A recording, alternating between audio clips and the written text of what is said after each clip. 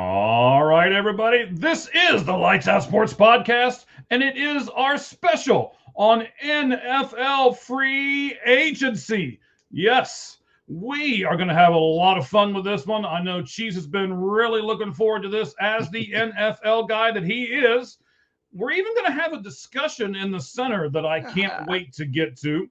We're going to do how does a team put together their roster?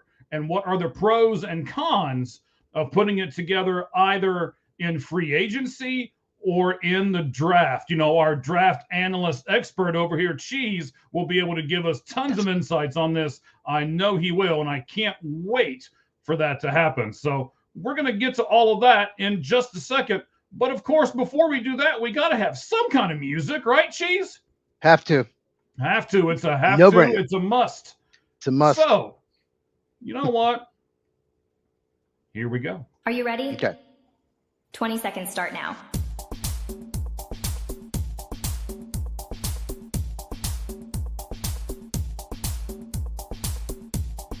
Ten seconds remaining. 5, 4, 3, 2, 1.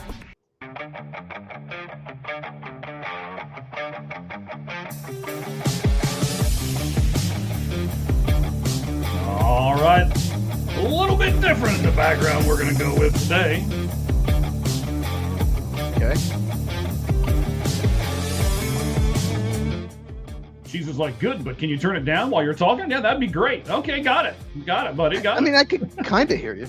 You can kind of hear me? All right. Maybe. I was looking at our comments over there. We'll get to them here in just a moment. But let me set this up for you because this show was completely written by our good buddy Cheese, our football analyst and draft analyst over here. So No I'm pressure. going to turn the reins over to Cheese. He's going to lead the whole thing. He's going to tell us where we're going to go, and it's probably going to be a better show because of it. So Cheese, without further ado, sir, go right ahead. Well, so here's the thing. We were going to lead the show talking about where would Max Crosby go? What team would trade for him? And I was, prepared notes for it. I actually had it all ready. That was the first thing I did. I was all ready, had all these teams. And then he got traded to the Ravens. So we're not going to lead the show with that. But what we're going to do on this show is we're going to go team by team, division by division. We're going to spend 1 or 2 minutes on each team. We're going to go over their needs, and then we're going to pick a free agent that we think is a really good fit for each team. And but before we do that, once again, Max Crosby has been traded to the Baltimore Ravens for 2 first-round picks. I think that's been talked about enough, but obviously, and that takes away edge rusher as a need for the Ravens. We'll get into that later. Mm-hmm. But I do want to quickly mention before we get started, A.J. Brown, the wide receiver of the Philadelphia Eagles, could and may be traded. It's one of those weird things that I think the Eagles want way too much. And so I think it's less likely than people think to be traded. And I even heard a rumor, Mike. Did you hear this? That the Patriots offered a first and third round pick, and Howie Roseman, the GM of the Eagles, denied it. Did you hear that rumor? I did, and let me tell you, I love Howie. I think Howie's one of the better general managers in the world until I heard this rumor. If it's true, he's a nutcase for turning that down. I mean, don't you have to agree, though, Cheese? I mean... I understand that it's the 31st pick. It's late first, late third. Mm-hmm. I get that. But at the same time, he's become a diva. He's a distraction. Get what you can for him. And that's a lot of draft capital. And they don't have a lot of cap room. We'll talk about that in a second. To go after free agents, to fill their holes, to fill their needs. They had a really bad end to the season. They flailed out in the playoffs. So why not get what you can in a pretty good wide receiver draft? So I agree. William says hello, all. Our William. Hello. Right. William. Let me get his comment up there. I did see it. There he is. I did see it as well. No, I agree with you. And yeah, you're right about Howie Roseman. He's a terrific GM. And Did you hear the rumor that they're listening on Jalen Carter, their star defensive tackle? No, I didn't get that one. They're listening. They paid Jordan Davis. If anyone didn't see, they paid their nose tackle 3 years, $78 million, record for nose tackle. And apparently, you can't pay everybody. And the Eagles are right up against the cap, like I said. So there's a rumor they're listening on Jalen Carter, which is interesting, but they're going to want a lot for him. But I wonder if they may want a receiver back for Carter, and then maybe we can talk A.J. Brown. Who knows? I don't know. The rumor is the Packers are calling, but they don't have the draft capital. That's a joke. That's a joke. So, okay. All right. So, here's what we're going to do now. And what we really want on this show is we want you guys to participate. If there is a free agent that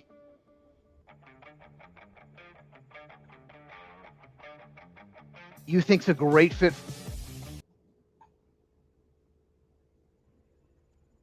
Did I disappear? You did not disappear. You did cut off. You said there's a free agent that's a great fit, and then that's what we got. If there's a free agent that's a great fit or a position we don't talk about, let us know in the comments. We want to hear from you guys. This isn't just about us. We want you guys to be part of this as well. So make sure you comment. If you love the picks we have, like my picks, if you think Mike made a bad decision, let us know that too. Of course. So obviously, but maybe there's a sneaky need for a team. We love those. We love, and any stats you find, Mike loves those. So I do love stats at us. He loves stats. So throw that at us. And without further ado, so right now, like I said, we're gonna go team by team. And I think basically Mike and I are gonna pick a lot of different players. We always do. When we do the lights out list, the top 10 list. We're not doing a top 10 list tonight. It's just a special. Although Mike wanted to do top 10 long snapper signings of all time, but I said no. No, it's not a special. There were a bunch of kickers that signed today, if you didn't see. I did see that. So we're going to go over, once again, not our predictions, but we think's the best fit for each team and free agent. Did you look at the salary cap at all, like how much room teams had? No, you didn't. No, I did not. I looked at it a little bit. I didn't go too into it, but obviously some teams have more than others. So real quick before we start, I think this free agency is pretty weak, especially like for star players, but it's got some depth, meaning there's a lot of solid starters, like okay starters, but it's just really bad at the top. There's not like 10 studs in this free agent class. And that means the 2022 draft was weak, and it was pretty bad. But the positions where it's the weakest, in my opinion, are tight end, offensive tackle, center, and defensive tackle, or interior defensive line. Strongest, I think it's running back, wide receiver, edge rusher, and off-ball linebacker. So without further ado, we're going to start with the West, okay? Actually, I did this on purpose. We're going to start with the NFC West because Mike has two teams he likes, the Arizona Cardinals, which are in the NFC West, and we're going to finish with the North, which his other team, the Cincinnati Bengals, is. So we're going to start with Mike. We're going to finish with Mike, but we're going to do the West first. Everybody does the East first on these shows. So we're going to do the West first. Okay. Then we're going to do the South. Then we're going to do the East, and we'll finish, like I said, with the North. So without further ado, first team to talk about is Mike's Arizona Cardinals. Well, he claims to be Arizona Cardinal fan when it's convenient for him, but Well, like it's ever convenient to be an Arizona Cardinals fan. Hey, they almost won a Super Bowl with Kurt Warner, almost. But all right, so I have their needs as quarterback, obviously, running back, offensive line, or right tackle, either one. I could use a guard as well. Nose tackle, edge rusher, and linebacker. So, do you want to go first? Or you want me to go first? I tell you what, let's do it this way. I will go first on until we get to the part to where we do the pros and cons of building a team via free agency or the draft. And then after that, that's the halfway point of this. So then after that, you can go first. So we divide everything. How about that? Okay, so Mike, that's great. Mike will go first for the first half of the show. So Arizona Cardinals, give me a free agent signing you think's a great fit, Mike.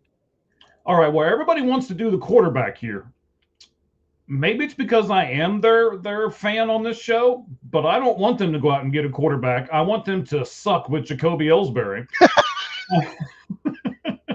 and we'll just tank again. Did you say hold on? Did you say Jacoby Ellsbury?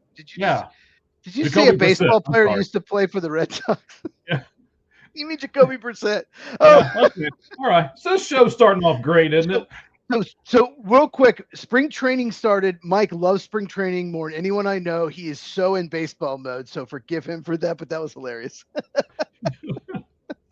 I don't know what to tell you at this point. I mean, if you look at the last podcast I did and this one, you will see my face is much darker now because I've been to all kinds of spring training games. Roger was down here with me from the Red Hot Reds podcast. Shout out to them. They're actually doing a podcast right now, so watch us now and then them later. Yeah, it should be great fun. We got a lot of comments. Brentley Jenkins, we got D Demon, we got Kevin Leonard. We got lots of comments going on right now. That is fantastic. We'll get all those up. We really will. I will get to them here in just a moment. Let me go through, and especially the people who send all the emojis. What in the world is up with that? That's Brentley Jenkins.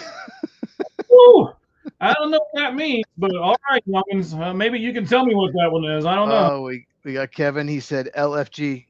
Let's go. Yeah, let's go. Let's go. Yeah. All right. So we'll get to there, and then I'll go back to my notes here because I'm on two separate screens here for a second. So I don't always see everything coming across right at that moment. I'll probably put most of that stuff up while you're talking, sir. So, okay. But let me get to my Arizona Cardinals for a minute. For those of you who don't know, and again, you put quarterback, running back. They signed running back today. I'm sure you saw it, Cheese. They agreed to a restructured contract, so running back's not as big of a need with James Conner. Correct. Mm-hmm. So then that leaves us with offensive line, right tackle, nose tackle, edge rusher, and linebacker. So here's what I chose. I did not take the easy route of quarterback. The Arizona Cardinals were actually last in sacks of the 32 teams in the NFL season, and they only had 30 all season long. Mm-hmm. 12 of those belonged to Josh Sweat. Mm-hmm. So Sweat's 28. And he is signed through 2028. So the Cardinals need to sign 27-year-old Jalen Phillips to a 3-year contract so that he is paired with Sweat and they can have an inside and an outside presence. And they might even address more of that in the draft. But I don't want to consider the draft right at the moment in too many of these picks. So I'm going to give Arizona Cardinals Jalen Phillips in a 3-year contract. Wow, Jalen Phillips. So I'll just say, whoa. I mean, he's one of the best free agents available. I like that fit. That would give him a really good bookend edge rushing combo. Mm-hmm. So I didn't shoot for the moon like you. Obviously, well, they have a lot of cap space. They do have a lot of cap space. I mean, obviously Malik Willis, if they want a quarterback, they could target him. He's probably there's probably 3 teams that could target Willis. They're one of them. Jimmy Garoppolo has been rumored if Willis signs elsewhere, just a bridge quarterback somehow, maybe Jacoby Brissett. But I went with Jermaine Eluemunor. I think that's pronounced correctly. They need a right tackle. He's, I'd say league average right tackle. He's a better pass blocker than run blocker, but it was a problem last year. And no matter what quarterback you put back there, especially someone like Jacoby Brissett or maybe Jimmy Garoppolo, someone who's just not very mobile, you need to have good pass blocking offensive line. So yeah, Jermaine Eluemunor, I think that's how you say it. He was the right tackle for the Giants. That's what I have for the Cardinals. Okay. Next up, San Francisco 49ers. They need a wide receiver, a defensive tackle, edge rusher, cornerback, and safety. A lot of defensive needs for the 49ers. Who you got? A lot of defensive needs, and I'm going to take an offensive guy. Yay me! Okay. I'm going to take a receiver for them. I believe, even though it's spelled W-A-N with the little apostrophe in there, I think it's still Wandale, right? Wandale Robinson. Wandale, yes. Yeah, I don't know why people can't spell their name like it's supposed to be, or why they got to name themselves Twitter and all kinds of stupid stuff. But that's another topic for another show. So Wandale Robinson, he is good at those intermediate routes. And I think the reason why I chose him for them at the wide receiver spot is I think that's a good spot for Purdy. I'm playing in to his strength. I don't think his strength is a 40 or 50-yard bomb. I think his strength is on target, route running, you know, those kind of throws to where I don't have to guess. I know right where the guy is going to be, even if it's only 5 to 7 yards. That's fine. We'll do 2 of those and we'll still get a first down and we'll just keep marching right on down the field. Who would you pick for the San Francisco 49ers, Chiefs? There have been rumors they're going to target Caden Ellis, linebacker. There's connections between the staff and him, you know, former Atlanta Falcon. But how about Monteric Brown?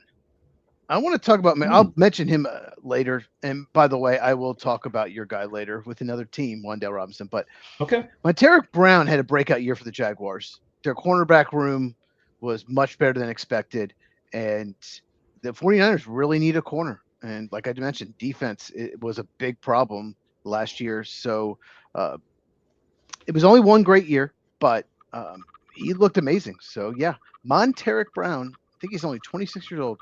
Cornerback, 49ers. Next all up, right. Los Angeles Rams. I have their needs as wide receiver, right tackle, cornerback, and backup quarterback. Who you got?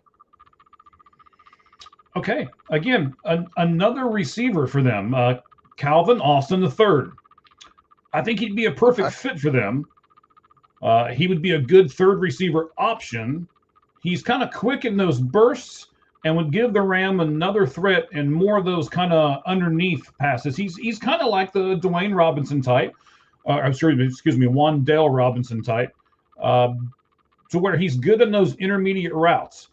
Right now, the Rams have, you know, a couple of really good receivers out there. I can't remember their names.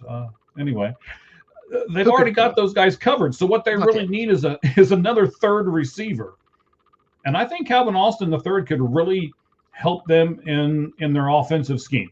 So that's who I'm going to pick for them, Calvin Austin III. Okay. I shot a little higher as far as receiver goes, but I also picked a receiver. By the way, you know, I don't know what Mike's picking, so I had to put 2 names each time. So I might mention a couple just because I have 2 written down. I'm going to mention them both, but no, I went with Rashid Shaheed. Wide receiver, just won a Super Bowl with the Seahawks. Once again, they have Puka Nacua. They have Devontae Adams. So why do they need a receiver?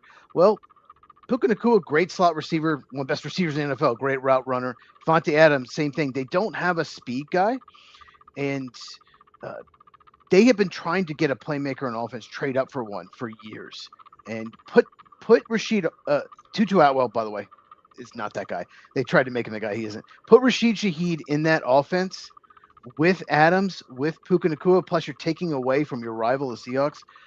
Wow, that offense would probably be the best in the NFL. Okay. I can't wait till we get to the Bengals. You're going to be so mad at me. Okay. All right. Seattle Seahawks. I wasn't mad at you the last show we did with that other guy you threw out there. Every mock draft I do, which I'm going to do next week after free agency, a week from Monday. So make sure you check out my channel at Football with Cheese on YouTube. Football with Cheese, Cheez. Yeah, got that in there. Surprise, surprise. Surprise, surprise. I'm going to do another mock, and I already have someone planned for the Bengals to make you even madder. Okay. Seattle Seahawks. And just so everybody knows, in the description here, I have our YouTube channel at All Gloves Off Sports Media that has myself. It has the Red Hot Reds. It's got a lot of other stuff that you can do. We're looking to add a few more. So if you guys are out there and you are doing a show and you're thinking that you want to come on board with a bigger conglomerate like All Gloves Off Sports Media, please drop me a DM over on our X account at All Gloves Off SM, and we'll talk. But in the descriptions down below, Cheese's account is there on YouTube, and so is ours. So check those out, and all you got to do is do one simple click. Go ahead, Cheese. And follow us on X at Football Cheese, basically without the with. Follow me on X. But it's more important right now to go to Mike's X. It is All Gloves Off SM, because we have a poll question. It's pinned to his X account, and it is asking, based on, well, it's pretty long, but I'll just say, how many free agents do you expect your team to sign in the first 48 hours? It's basically 0, 1, 3, or 4 or more. So make sure you go to All Gloves Off SM on X and vote in that poll. Results pending later. Okay. Well, that'll be your job today. I forget the poll questions all the time, so you're the host today. You make sure you get it in there, all right? Or I'm really going to make fun of you on X. But go ahead. Okay. Seattle Seahawks. They need a running back because Kenneth Walker's a free agent. Wide receiver, guard, linebacker, and corner. Mike, who you got for the Seattle Seahawks? All right, I'm going to give them the ex-Bronco linebacker, Justin, help me here, Strand, S-T-R-N-A-D, right? That's all you. All right. So he had a kind of a specific role with the Broncos last year. He was basically a rotational blitzing linebacker. And I know that you love all these, linemen, offensive, defensive linemen. So you give us a better grade on him if you would like. But I think he did well, and I think he did well enough that he deserves a bigger, stronger role in a defense. And I believe, why wouldn't you want to go to Seattle and be that guy to get a bigger and better role with them? So I think that'd be a great fit for Justin. That's why I gave him to the Seattle Seahawks. Yeah, he's one of those under the radar free agents. He is 29 years old. Probably won't cost a lot. So that that's a really interesting fit. I never thought about him with the Seahawks, but I love that fit. And they do have some defensive free agents. So I also went defense. They have a lot of cap room, which is surprising. Usually Super Bowl winners, the best teams don't. But I'm going to go with Jamel Dean, cornerback. I think he's going to be 29 or 30 from the Tampa Bay Buccaneers. And I just think he's such an amazing fit in Mike McDonald's offense. And they have two free agent corners. Tariq Woolen is a free agent, and so is Josh Jobe. So why not go pair him with Devin Witherspoon? And he's an unbelievable blitzer. One of the best blitzing corners in the league. And if you watch the Super Bowl, that's what Seattle did. That's what they did to the Patriots. So just Jamel Dean, they have the room to pay him. He will cost a lot, but can you imagine Jamel Dean and Devin Witherspoon? That would be two of the best 15 corners in the NFL. That tandem would be incredible. Okay, let's go over to the AFC West and the Las Vegas Raiders.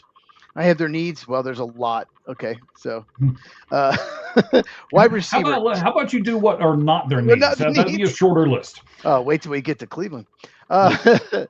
Their needs are wide receiver, tackle, guard, defensive tackle, edge rusher, linebacker, corner, and safety. Okay, Mike, who you got for the Las Vegas Raiders? Well, I'm going to be interested to hear your take on this because I am about to say he's the best defensive tackle in free agency. And I want to know if you believe that to be true as well. I'm going to give him to the Raiders because I want Ashton Jeanty to be able to run behind somebody and actually open up this offense for the quarterback that we all know they're going to get in the draft. So I think that'll make it easier on him as well. Of course, if his running back has some lanes to go down, I'm going to give them DJ Reader in free agency. So do you think he's the best defensive tackle? Well, yeah, I mean, defensive tackles obviously are on defense. So, obviously Jeanty doesn't run behind it. But as far as, that's true. Yeah, well, thing is, they need defensive tackle so bad.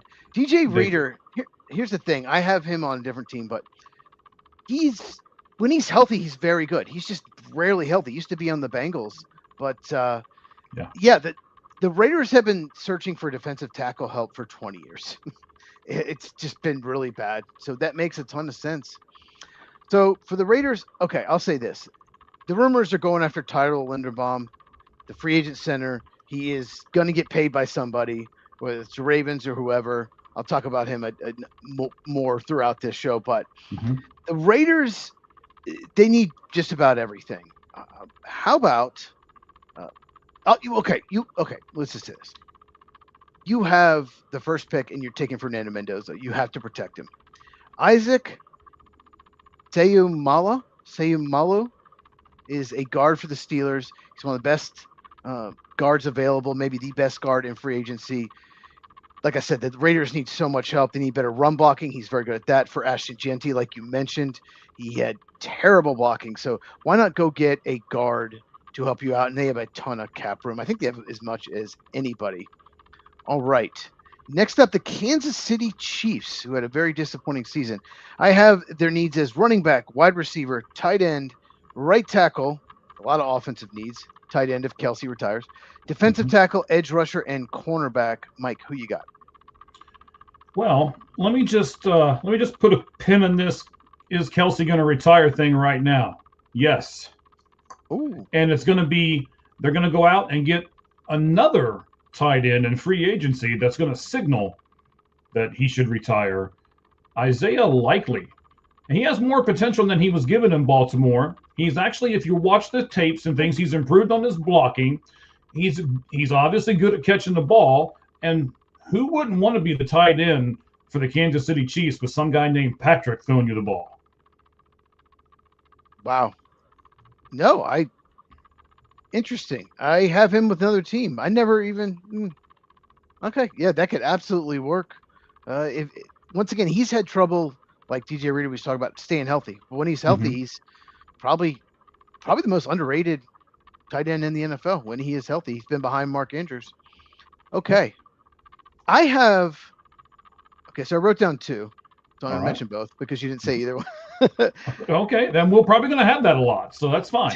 Taylor Decker was released by the Lions, and they couldn't come to an agreement on a restructure. He's been a long-time left tackle. He's a very good left tackle. Injury issues for sure. But the Chiefs, they released Juwan Taylor at right tackle. Why not move Josh Simmons to right tackle, sign Taylor Decker to be your left tackle? You got to protect Patrick Mahomes. I think it'd be a great fit. And then they need a running back. Rashad White had a really good year for Tampa Bay. He's good at picking up blitz, good at catching the ball in the backfield. So Rashad White, running back, I think would be a great fit as well. All right. Los Angeles Chargers. I have their needs as guard, another guard, defensive tackle, edge rusher, and linebacker. Chargers, who you got? All right. So this one's kind of interesting, and I had some different ways that I could go here. I know they've got some really glaring needs, as you point out, with G, G on the needs list here, but I did not go that way. I know the guy that I'm going to say improves the side of the ball that's already much better than the opposite side of the ball, but if you're going to make something good, why not make it great? Linebacker Devin Lloyd from Jacksonville. He has gradually improved, and he's one of the few three-down linebackers that can actually rush the passer. You put Devin Lloyd on that line for the Chargers, and I think we'll take a line from one of our people over here. Let me make a couple clicks here, and we'll talk to Kevin and say LFG when we get that guy on that side of the ball for the Chargers. What do you think, Cheez? Make sure you put up D Demon P5P. He said hi like 3 times, so make sure you put him up there. Am I missing somebody? Maybe I showed him, but I don't know. There we go. There we go. He said hi like so many times. Okay. No, Devin Lloyd. He's the best off-ball linebacker in this free agent class. That makes sense. They have a ton of cap room. So I love that fit. So I have Trey Hendrickson with another team, but they could sign Trey Hendrickson because they have cap room. They need an edge rusher. They re-signed Khalil Mack, but it's probably his last year. He's toward the end. They still need edge rushing help. So I just wanted to mention that. But I can't wait for your reaction, by the way. I've got Trey Hendrickson with the team. I can't wait to get your reaction off of it. We'll see. We'll see what happens. I have him with an NFC team. We'll see. Okay. But David Edwards, left guard for the Buffalo Bills. He was a backup for the Rams, and then the Bills signed him for not much money to be a starter, and he just took off the last couple of years, and he had an amazing season. He's one of the best left guards in the NFL this past year, and the Chargers' offensive line was the worst I've ever seen in NFL history. Both tackles were hurt. They're both going to be back. They already signed Tyler Biadasz to center. They need help at both guard spots, so I think David Edwards would be a perfect fit in their team. Denver Broncos, I have running back, wide receiver, tight end, defensive tackle, and linebacker. Defensive tackle, linebacker. All right, who you got for the Broncos? Well, again, this is, and I've found this on a lot of teams. We were going through and doing all of this, and I am not the great prognosticator that you are as far as looking at all these different spots. This one for me actually was pretty easy. They need a little more offense. They need a hybrid running back that can help that offense score. So why not give him the guy who was top 10 amongst running backs in not only 20 plus yards, but 40 plus yards rushing, and can actually catch the ball with these little short nicks dump off passes that he has. And then he can probably turn them into, turn the 4-yard pass into a 7 or 8 yard gain. I think the perfect fit for Denver Broncos is the running back Travis Etienne. Good thing I write down 2 names, because that was the first name I wrote down. Oh, he's a perfect fit for Sean Payton's offense. Absolutely. That's the kind of back Sean Payton wants. Okay. So I have David Njoku, tight end, formerly Cleveland Brown. Tight end has been a need for years for the Broncos, a receiving tight end, and Bo Nix needs another weapon besides Cortland Sutton. And obviously Nix didn't play in the AFC title game, but still the offense didn't have enough weapons for Jared Stidham, backup quarterback. And tight ends, like we just mentioned, is a big need. So I'll go David Njoku to the Broncos. Next up, we have the NFC South. We're done with the West. All right. New Orleans Saints. I have running back, wide receiver, guard, defensive tackle, edge rusher, linebacker, and cornerback. Yes, they're one of the worst teams in the NFL. They need a lot. Who you got for the Saints? Well, you're right. They do need a lot. But I think they need to find out who their quarterback is. Are they going to stick with one of these 2 guys, or are they not? And I think the biggest way that they can do that is if they take some pressure off of him and see if he can read the defense. See if one of these 2 guys they've got, because I'm not sure if they're really sold on who they finished the season with, but we'll see. So to take the pressure off of him, off their, I guess I would call him good at best quarterback, you do that with a running back. So I'm going to give the New Orleans Saints Kenneth Walker III. But I'm going to put a caveat on this one here, but they'll probably have to overpay him. And I'm not sure how smart it really is to overpay an often injured running back who really has only had a really successful half of one season.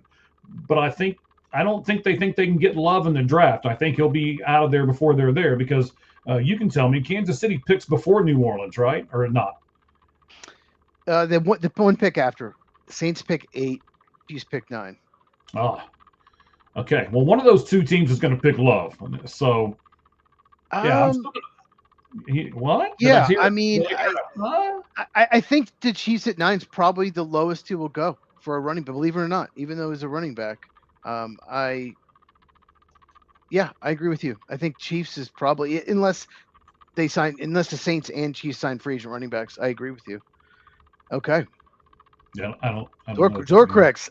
Yes. What Dorcrex is saying is he wants to talk about a team that has a fish mascot, like maybe the Dolphins. Maybe we'll get there. Yeah, I don't know. I have. We'll talk about Kenneth Walker. Keep swimming. Go ahead. We'll talk about him in a later team with me. So okay. I had 2 names. Now let me ask you this, Cheese. I didn't ask you this beforehand. I don't know what you tried to do. Myself, I tried to put one person with each team. I did not put any 2 people with any, or I didn't put one person with 2 teams. How did you do yours? I did a few times. I did. I couldn't. Not to, but there are a few repeats. You'll see. Okay. Especially when we get to the north. But yeah, there are a few repeats because they're just such good fits. You mentioned Isaiah Likely. I think he'd be a great fit in New Orleans. Tyler Shuck needs another weapon. He needs a tight end. I think Isaiah Likely would be great. But Nakobe Dean, linebacker, he's had injury issues with Philadelphia, but when he's healthy, he's been good. And the Saints could really use linebacker help. Demario Davis is a free agent, so I would love to see both of those as fits for the Saints. Atlanta Falcons, I have wide receiver, defensive tackle. So only one offensive position. Wide receiver, defensive tackle, linebacker, cornerback, and backup quarterback. Who do you got for the Falcons? Well, again, I think This one was relatively easy for me. So you stretch the field and you give their great running back a lot of real estate, a lot of room to run when you do that. So they're more than likely going to lose Alec Pierce and his 21.8 yards. Or no, I'm sorry. Well, he's on the Colts. Yeah, he's on the Colts. They lost Darnell Mooney. these teams. Well, they lost Darnell Mooney is who they lost. Yeah. Yes. But I'm wanting them to sign Alec Pierce. My apologies. Okay. Oh, wow. The Atlanta Falcons signed Alec Pierce and get his 21.8 yards per reception that he's had the last 2 years. They stretch the field, and then they hand the ball to their running back and let him go. You know, I didn't actually think about him. I have him with another team. More on that later. Mm-hmm. We keep saying that. We get to the East divisions. Interesting. That actually, Michael Penix Jr. would be ecstatic, and that'd be a great compliment to Drake London. I actually love that fit. I should have thought of it. Mike, what are you trying to do? What are you trying to do? You're taking over as the NFL guy? Is that what you're doing? No, not at all. Not at all. If you'd see all this crazy stuff around me right now. I mean, I'm sure that everybody that's watching keeps going, man, why is he showing us this bald head for? He keeps looking down. That's because I want to make sure I get all these notes right. I've got so much stuff around me right now. It's insane. All right, I'm going to give you about a minute here as I talk about the Falcons. Okay, go ahead, buddy. So they could use some linebacker help. And there's a player I've been very critical of, but he's just miscast in Green Bay. He's not a middle linebacker. He doesn't have instincts, but he's athletic and he's fast. He needs to play the weak side linebacker. And there's a team, the Atlanta Falcons could use a weak side linebacker in Quay Walker. I think he would actually fit on that turf, speed. You know, teams in domes, teams, you know, inside typically favor speed more than outdoor teams. I think he would fit them. They could also use him as they like to use like linebacker / edge. They like to do that. Jalen Walker and James Pierce Jr., who probably never play again, but Jalen Walker is another one of those players, you know, all-pro linebacker / edge. So Atlanta likes to do that. So Quay Walker just totally fits everything they want to do. And the other name I had was Tariq Woolen, the tall corner for the Seahawks. They could really use a number 2 corner. So, yeah, that's the other guy I mentioned. Okay, let's go to the Tampa Bay Buccaneers. Their needs are tight end, guard, edge rusher, defensive tackle, and cornerback. So, Mike, who do you have for the Tampa Bay Buccaneers? All right, sir. So the Tampa Bay Buccaneers came up short this year, as we all know. And for me, the guy who would hang on, I got to look over here at these notes. I know he's over here. There he is. So the guy who would make sense to me, who would complete that offense, it's kind of like when I talked about the Chargers, and I know they may not have needs as much on the defensive side, but I gave them a defensive player anyway. I'm going to do the same thing here with the Tampa Bay Buccaneers. Even though you do have tight end as their number 1 need, I'm going to give them the guy who I think is the best one, Cade Otton. Oh, so they re-signed him. They re-signed Cade Otton. Yeah, I want them to re-sign him. Okay. Sometimes the guy is the best guy that you can have. So yeah, I really like that fit with him, and I think I'm afraid who else would sign him if they don't re-sign him. And there's a few teams out there that I really don't want to sign them. Possibly the next team on the list, but we'll get to that in a minute. But so Tampa Bay for me, re-sign Cade Otton. Cade Otton is. I don't know how good he is. He's had some incredible games, but is it because the receivers are good he gets all the dump offs from Baker Mayfield, or is he really good? You know, he's a tough. I've seen people think he's like a top 50 free agent, and I've seen lists where he's not in the top like 200.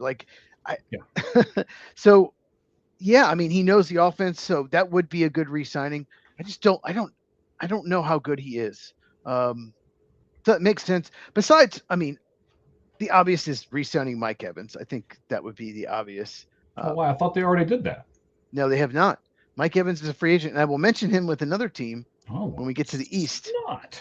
Yeah, Mike Evans I have to replace somebody with somebody else now. And well, I'll just say this about Mike Evans, and we'll talk about this with a couple other people on this list. He has one last chance to hit free agency, and maybe he thinks another team gives him a better chance in the Super Bowl, even though Tampa's a pretty good team. Maybe. So Who knows? But I will talk about that when we get to that team. I think Trey Hendrickson, Tampa Bay, is such a perfect match. They need pass rush. They have not had a good edge rusher. I don't remember how long. Simeon Rice. I mean, when was the last time they had a good edge rusher? It's been a long time. It's been a long time. I just, they have enough cap room. I think this is a match made in heaven, and maybe the Chargers go after him. I don't know, like I mentioned earlier, but I just think Trey Hendrickson, Buccaneers, and the defense, let's be honest, the defense has let the Buccaneers down the last couple of years. Offense has been very good. So I just think that would be an incredible fit. Okay. Carolina Panthers, their needs are tight end, defensive tackle, edge rusher, linebacker, and safety. Mike, who you got? Well, I almost put K-Dot here in Carolina, to be honest with you. But I ended up not. I ended up just going back with Tampa Bay on him. So here's what I did, and let me set this up first. I think Carolina is still in one of those predicaments where they have to overpay just because of the team they are, where they're at. They're just not in that upper echelon of NFL teams. So I think especially in free agency, and we'll get your opinion on this here a little later when we talk about how do you build a team. But I think in free agency, when you're not one of those upper echelon teams and you start signing players, you almost have to overpay them because they don't want to come play for you because you're not upper echelon. So they're going to have to overpay. And if you're going to do that, you may as well go out and get the really good guy, right? Go out and get the edge rusher. Go out and get the 27-year-old edge rusher whose name I am going to butcher. I'll tell you that right now. Okay. I can help out with that. Go ahead. Odafe Owe. Thanks. But yes, that's the guy. That's the guy I think they should go out and get. In my opinion, the best edge rusher on the market. And if you're going to have to overpay, then I think you go out and get the best one. If that's what you have to do, go get the best one money can buy. So you think he's better? Maybe he's 4 years younger, but do you think he's better than Trey Hendrickson? I do, because you just said why. He's 4 years younger. Yeah. Okay. Yeah. Wow. I think Trey Hendrickson, as much as I love him, as much as I know the Bengals aren't going to sign him, and we've talked about this in prior shows, the Bengals screwed this all up. So I want him to go somewhere, and I want him to get a ring, and I want him to get paid. And maybe that's part of the reason why I don't want him to go to Carolina either, because I don't think he'll get any of those things but possibly get paid in Carolina. So I can't wait to tell you where I want Trey Hendrickson to go. It's going to be a good show when we get there. I think he's going to. Not that it's not a good show already, but I just think Tampa is such a good fit with him. I have a feeling. Okay. So more on Odafe Owe much later in the show, like toward the end. Yeah. So I have two names down. I'm just going to mention them real quick. Tremaine Edmonds was released by the Bears, off-ball linebacker. That's a big need for the Panthers. I think he'd be a good fit. But Nick Cross, they need his safeties. Their safeties are terrible. Nick Cross, coming off a really good year, safety for the Colts, I think would also be a really good fit. I thought about edge rusher, but they did draft a couple last year. So I'm thinking, okay, let's focus on the back seven. So yeah, Tremaine Edmonds, and Nick Cross to me would be great fits in Carolina. Okay, so we did NFC South. Let's do the AFC South. Tennessee Titans. Okay, you ready for a long list here, Mike, of needs? Yes. You ready? Okay. Running back, wide receiver, tight end, tackle, center, defensive tackle, edge rusher, linebacker, cornerback, and safety. Oh, I'm sorry, you're done. Okay, wake up. All right, got it. No, all right, who you got for the Titans? All right, buddy. So I'm going to give them a 26-year-old guy who I think really shines some in Atlanta, but if you take the number 2 tag off of him and put the number 1 tag on him, he'll be able to shine more in Tennessee. Tyler Algier, I believe is how you say it, correct? Yes, that's correct. Yeah, from Atlanta. Yep. There were times when he actually kept running back number 1, who I love him there in Atlanta, off the field for a little bit. And I really think if you put him on a young Tennessee Titan team with a young quarterback, get some young receivers in the draft off of him, and let's just score as many points as humanly possible and cross your fingers when the defense hits the field. I have him on another team, but you know what? Actually, he totally fits their offensive system. He's such a good zone runner, and that's what they're going to do. So he'd be a great fit. I just didn't. Yeah, I didn't see them. I don't know. I just didn't think about them like actually going out and spending on running backs because they have so many needs. But okay, I like that. You mentioned Wandale Robinson. I think this is a good fit for the Titans. He's coming off his best year. He's gotten better each year. And Cam Moore needs a lot of help. They need wide receivers. Wandale just he gets open quickly. He can get open quickly, and that's what Cam Moore needs. The offensive line has been a problem. I also have just one other name mentioned, Cade Mays. He's a backup center for the Panthers. When he was asked to play, he was decent. Maybe not great, but he's a 26-year-old free agent, which if you didn't know, 26, 27-year-old free agents are much more valuable than 31, 32 because you get them. Yes, you get them in their mid-20s. So Cade Mays is center. The Titans cut Lloyd Cushenberry, who I'll mention soon, another team. They're center, so they need another center. But those are the two I have for the Titans. Indianapolis Colts, I have their needs as wide receiver if they lose Alec Pierce, right tackle, defensive tackle, edge rusher, and safety. Who you got for the Colts? Well, I'm going to assume that what you just said is correct. They're going to lose out on Pierce. And if you're going to lose one speedy receiver, you may as well go out and get another one. So I'm going to give them Seattle Seahawks receiver Rashid Shaheed. Yeah, that would be a good fit. If you do lose Alec Pierce, he's not as good as Pierce, but that would make a ton of sense. Yeah, I like that fit. All right, who do I have? Did I just lose? I just lost it. Oh, no, here we go. Yeah, I think they want to re-sign Alec Pierce. I think they want to re-sign Braden Smith, the right tackle. Roger McCreary, cornerback, I think would be a great fit. He's a longtime Titan. He was traded to the Rams at deadline. He's a slot corner. They could really use a slot corner. And they also had Jalen Thompson, safety, Arizona Cardinal safety, who's a free agent. They really need a safety. And you know what Jalen Thompson is? He's just reliable. He's not a playmaker. He's just a very reliable. He'll do his job, and they could use a player like that. So those are two I had written down. Houston Texans, their needs are the entire offensive line. I have offensive tackle, guard, center, wide receiver, and only one defense because their defense is incredible. Defensive tackle. So who you got for the Texans? Is it an offensive player?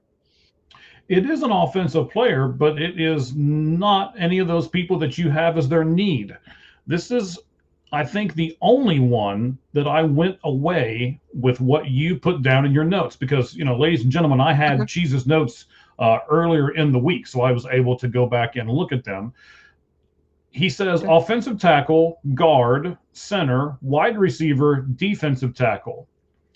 I looked at CJ Stroud last year and said he was the reason more than anything else that they missed the playoffs.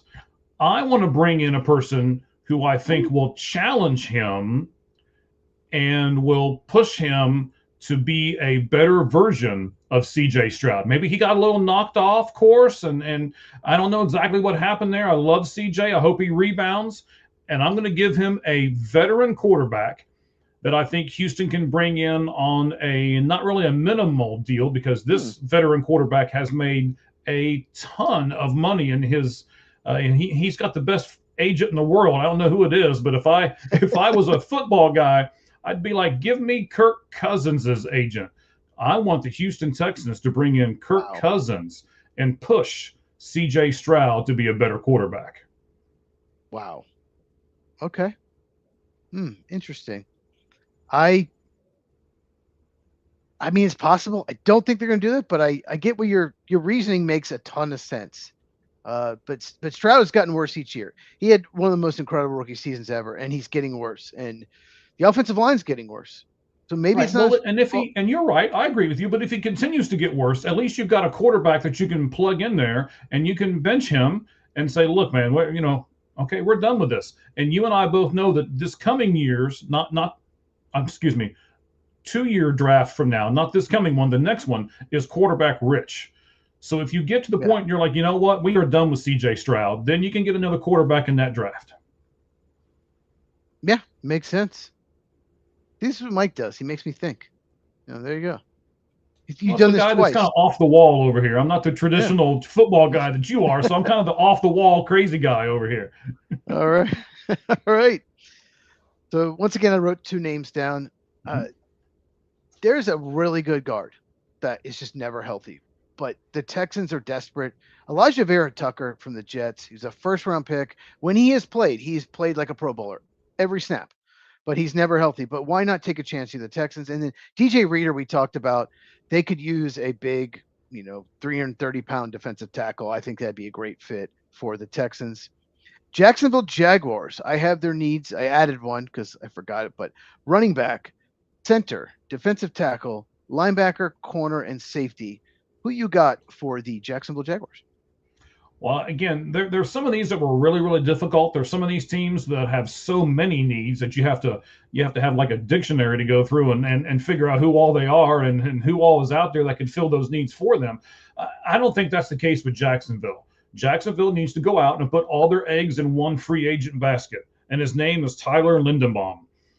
They need a center. He's dynamic in the running game. I get it. He's not great at pass protection, but this is what they need. Pay the man what he wants to be paid, which is probably going to be a lot, and bring him into Jacksonville and make a splash. Tyler Lindenbaum, I don't think they're one of the teams that's in on him. That would be, God, Trevor Lawrence would be so happy. I think it's pretty much between the Ravens and the Raiders, more in that when we talk about the AFC West. But boy, that would be such a big get for the Jaguars. Oh my gosh. So I actually have 3 names written down for the Jaguars because I think they're such great fits. So I'm going to mention 3. Okay. So they're going to lose Travis Etienne. Kenneth Gainwell coming off a great year for the Pittsburgh Steelers. He fit their scheme. Need a defensive tackle, Daquan Jones, former Buffalo Bill. I think he'd be a great fit there. And then James Pierre, corner. He was never like a really great player until this year for the Steelers and had a tremendous year. And, they could use another corner. They have 2 corners that are free agents, 2 of their top 3 corners. So, I think they'd all be great fits. So I cheated. I wrote down 3 names. Okay. Right. Let's go to the NFC East. We're going to do the New York Giants. Well, I tell you what, before we do that, this is the spot where we were going to do the pros and cons of building a team with free agency, right? Okay. So here's what I'm going to do, Cheese. I'm going to give you an example on this. And then I kind of want you to, we're going to use the Arizona Cardinals, all right? One of the 2 teams that I really root for. I was raised in Cincinnati, so I've still got them. But I live here in Arizona now, and I almost feel what I want to say, like I have to root for them because I'm in their city, right? So everyone, well, I'm not moving because you have to root Cardinals, for the Bengals too. I could lie about where I used to be brought up, right? No, I don't want to do that. Anyway, I still love Burrow and Chase and a lot of those guys over there. And, I even love Trey Hendrickson. I know I've mentioned him several times. Man, I can't wait to do this one in a minute. Okay. So everyone wants their team to get a top 10 pick in the draft. But if we use the Arizona Cardinals as an example, their 3rd pick is actually going to cost them roughly $9 million. And their entire draft class. Yes. I'm sorry, sir? Yeah, I was agreeing with you. Okay. Well, I guess I'm not used to you agreeing with me, so I had to stop and pause and make sure. It's right. So it's going to cost them roughly $9 million for that pick. And then their entire draft class is probably going to cost them around 20 to 30 million or so. About 20 million. Okay. Yeah. So all of this for players that are unproven in the NFL. I mean, maybe some of them have been great college players, but you and I both know we've had tons of busts. I mean, just start naming the 1st round picks of the Cincinnati Bengals, and you can just get tons of busts, right? Klingler and the Penn State running back, and Kejana Carter, Kejana Carter, that was it. Keely Smith. Yeah. So, okay, you can stop now. Players in free agency will cost you more, but I would say they're pretty much proven commodities by the time they get free agency, right? They're, the least age they are is usually like 26, 27, something like that. So in that sense, you kind of get what you pay for as well. So tell me, Cheese, what's the advantage and disadvantage of either saying, all right, I'm going to build our team through the draft and supplement it with free agents, or I'm going to supplement it with the draft and build it through free agency.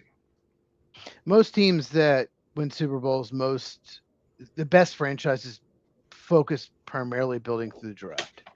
You mentioned that the Cardinals, okay, it's $9 million cap hit for their 3rd overall pick, but they get the 3rd overall pick. They should not miss on that pick. They're getting one of the best players in college football.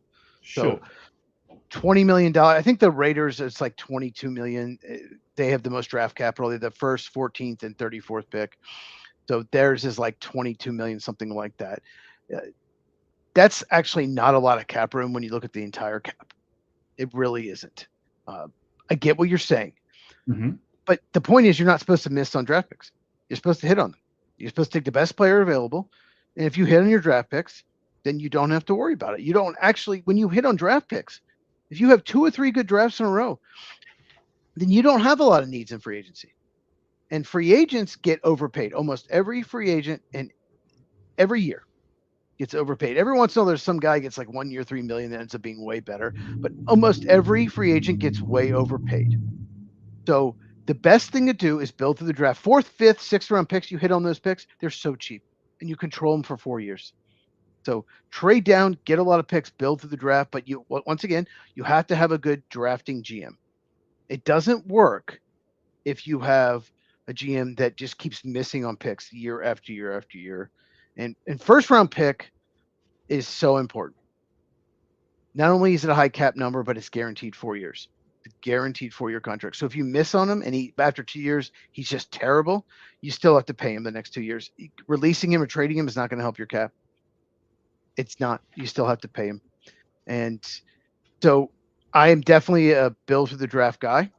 I'm a Ted Thompson, former Packer GM, Ron Wolf, build through the draft, re-sign your best players, let the bad ones go in free agency, get compensatory picks, trade down, and just keep drafting. That's how you replace the guys you lose in free agency.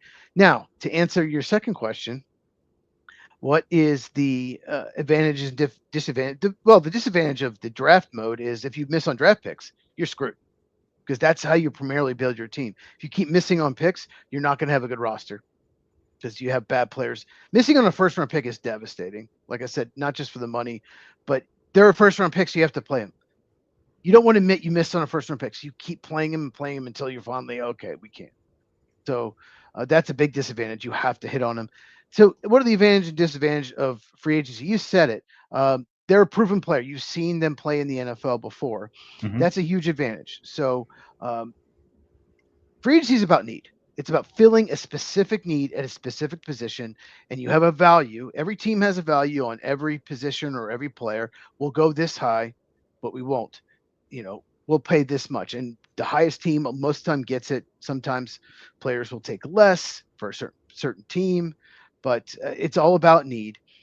The problem with free agency is players, a lot of them are older. They'll never perform better than they did before. Like I said, you're overpaying them.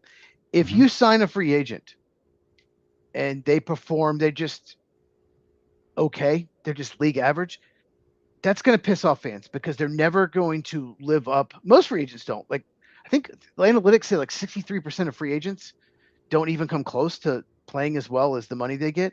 You're going to piss off the fan base because you gave this player $17 million a year and he's not even that good. He's okay. When you could get a 3rd or 4th round pick, I call them replacement level players, mid-round picks, that's just as good. That's a disadvantage of free agency. And if you miss on a bunch of free agents, then your cap situation is going to be bad and your team's going to underachieve because they're not going to live up to what the contract is.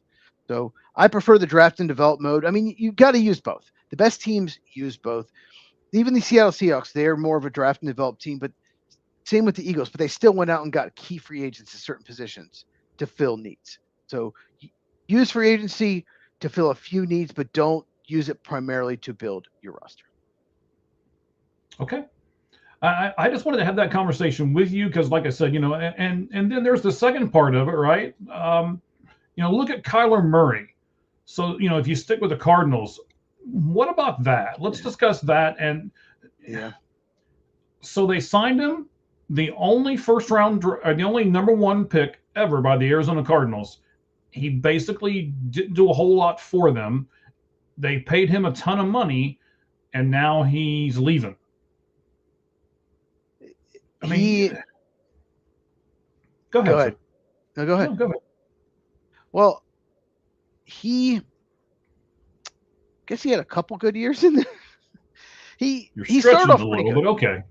No, he started off pretty good. There was potential. Like his first 3 years, he gave you hope. You're like, okay, he's going to be, if he keeps getting better after, because most quarterbacks, it's like you get to year 4, 5, 6, that's when you start hitting your stride.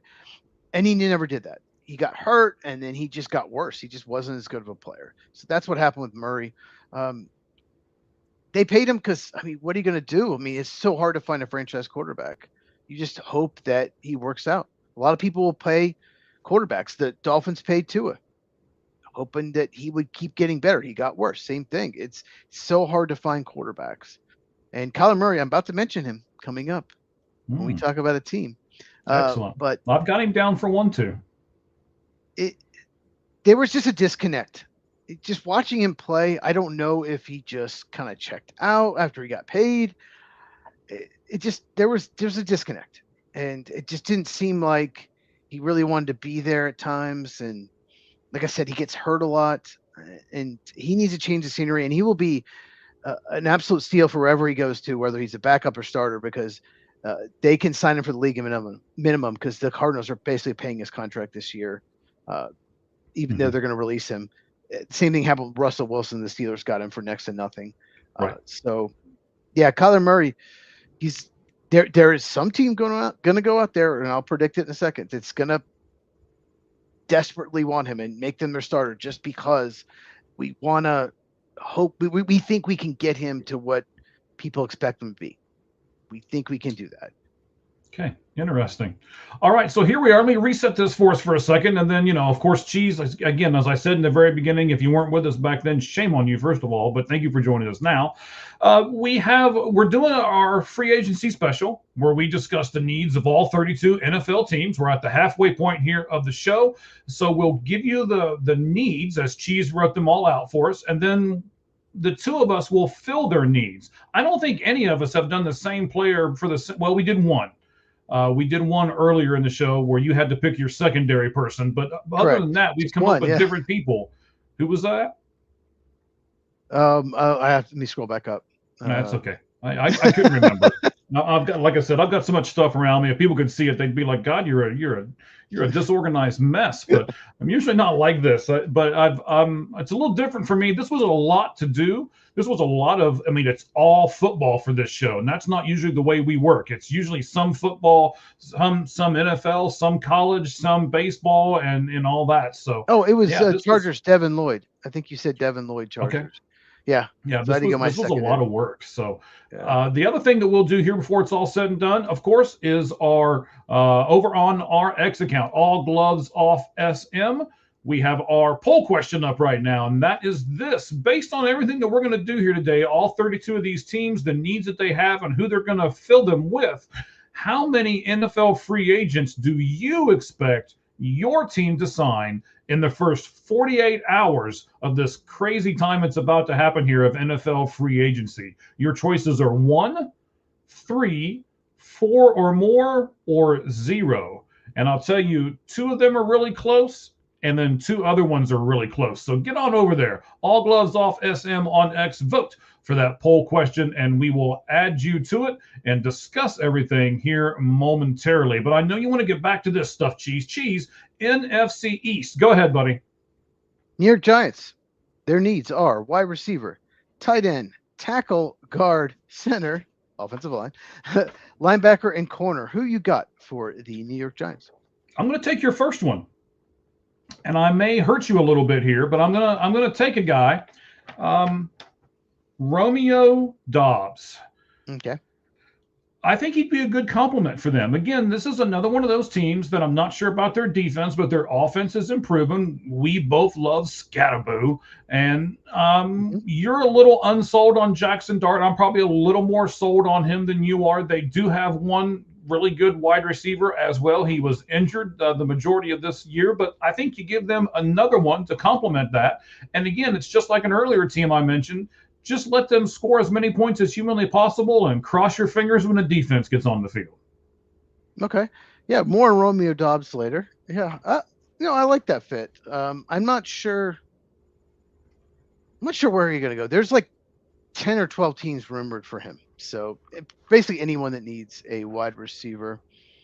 So I have, if I'm completely losing my notes. There we go. I'm jinxing you. I keep saying I've got so many, and now you're losing all yours.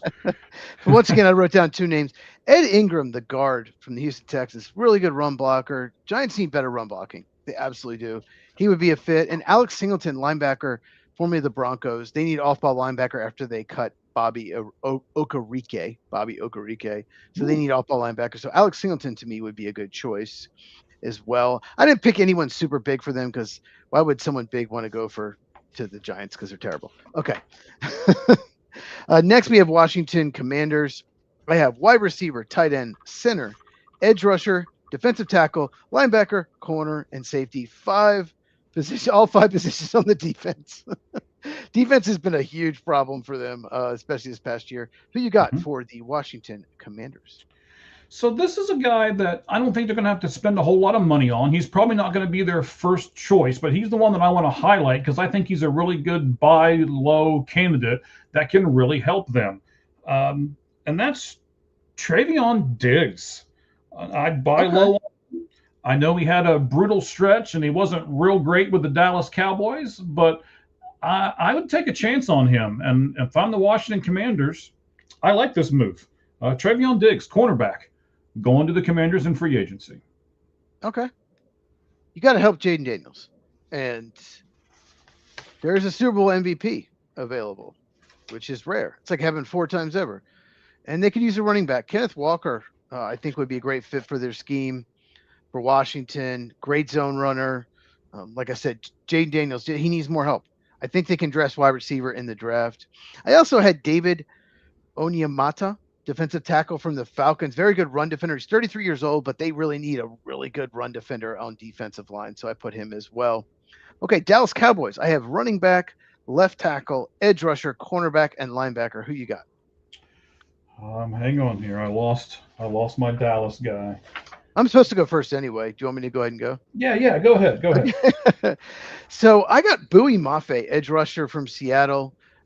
He was a 2nd-round pick. He's a good player. He's just not a great player, but Seattle had all that depth at edge rusher. Only 2 sacks this past year. That probably doesn't look great, but at the same time, he's better than that. They just had a lot of players on that defensive line. And no, he's not Micah Parsons, not even close, but still, he would upgrade their edge rusher, and I think it'd be a great fit. We'll see you put. I also have somebody else, but well, I should have let you go first because I also picked Bowie Mafe for the Dallas Cowboys. I'm with you. They lost one of the better edge rushers in football. You've got to replace him. I understand. They're not even comparable to each other. But hang on. Let's get to one of our guys here. Okay. Seriously, trying to get Max Crosby.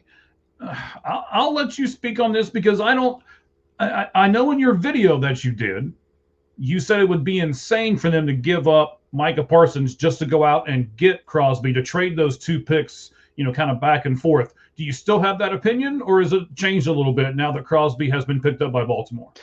I think the Cowboys' rumors for Max Crosby were insiders, just knowing they need an edge rusher, just trying to put another team out there for leverage. I do not believe they were serious. You cannot give up 2 first-round picks for Parsons and then you can't get 2 first-round picks and then give him right back for Max Crosby. You can't, because Micah Parsons is younger and he's a better player. So I never believed the Cowboys were in on. They may have been, but it would have been nowhere near what Baltimore gave up.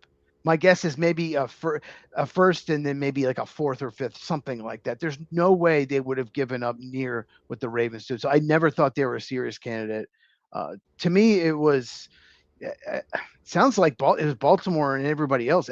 All the other teams interested picked like way later in the draft, like 25th, 27th, or something like that, and Baltimore picks 14th.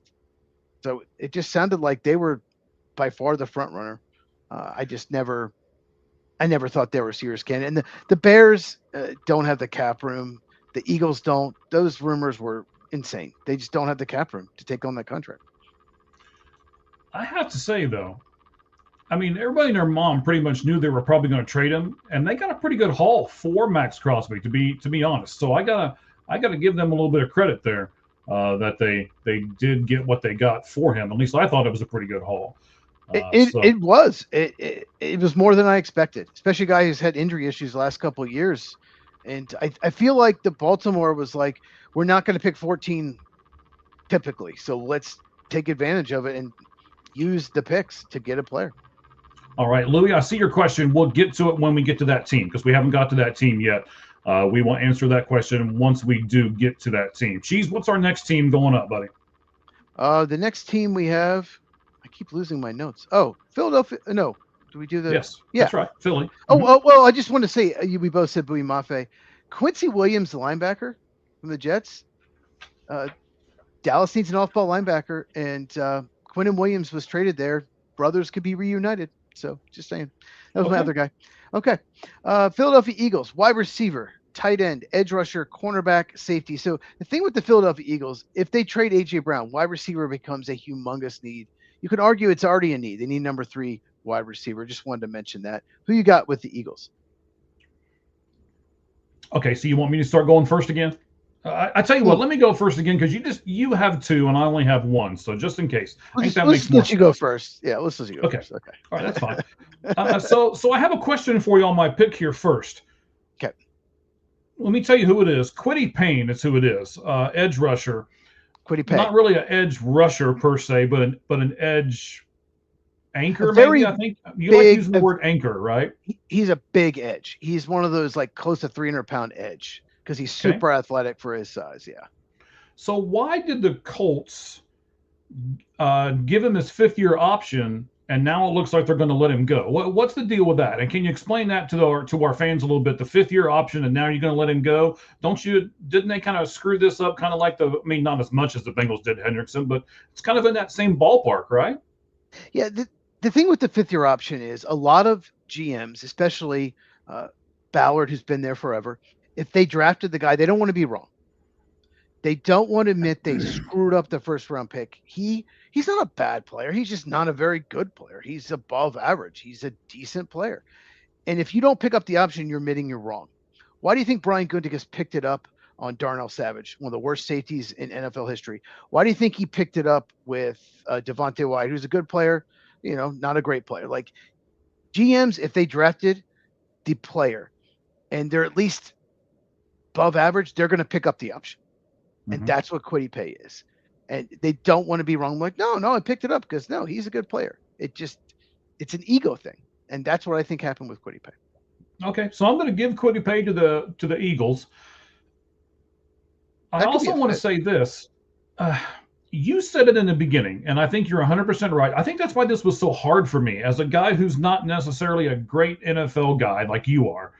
It was hard for me because a lot of these people in the draft, you've got 5 or 6 that are upper echelon at their position, and then a whole bunch of people. I mean, there's probably 40 people in this draft that are just a tick above or a tick below or average, one of those 3 things. There's nobody that just blows you away. At this point, I mean, I know they need a wide receiver. I know they might use a tight end, but I gave him this guy at the edge because no real wide receiver I had left really blew me away. And the same thing with tight end. So I went with the edge guy for him.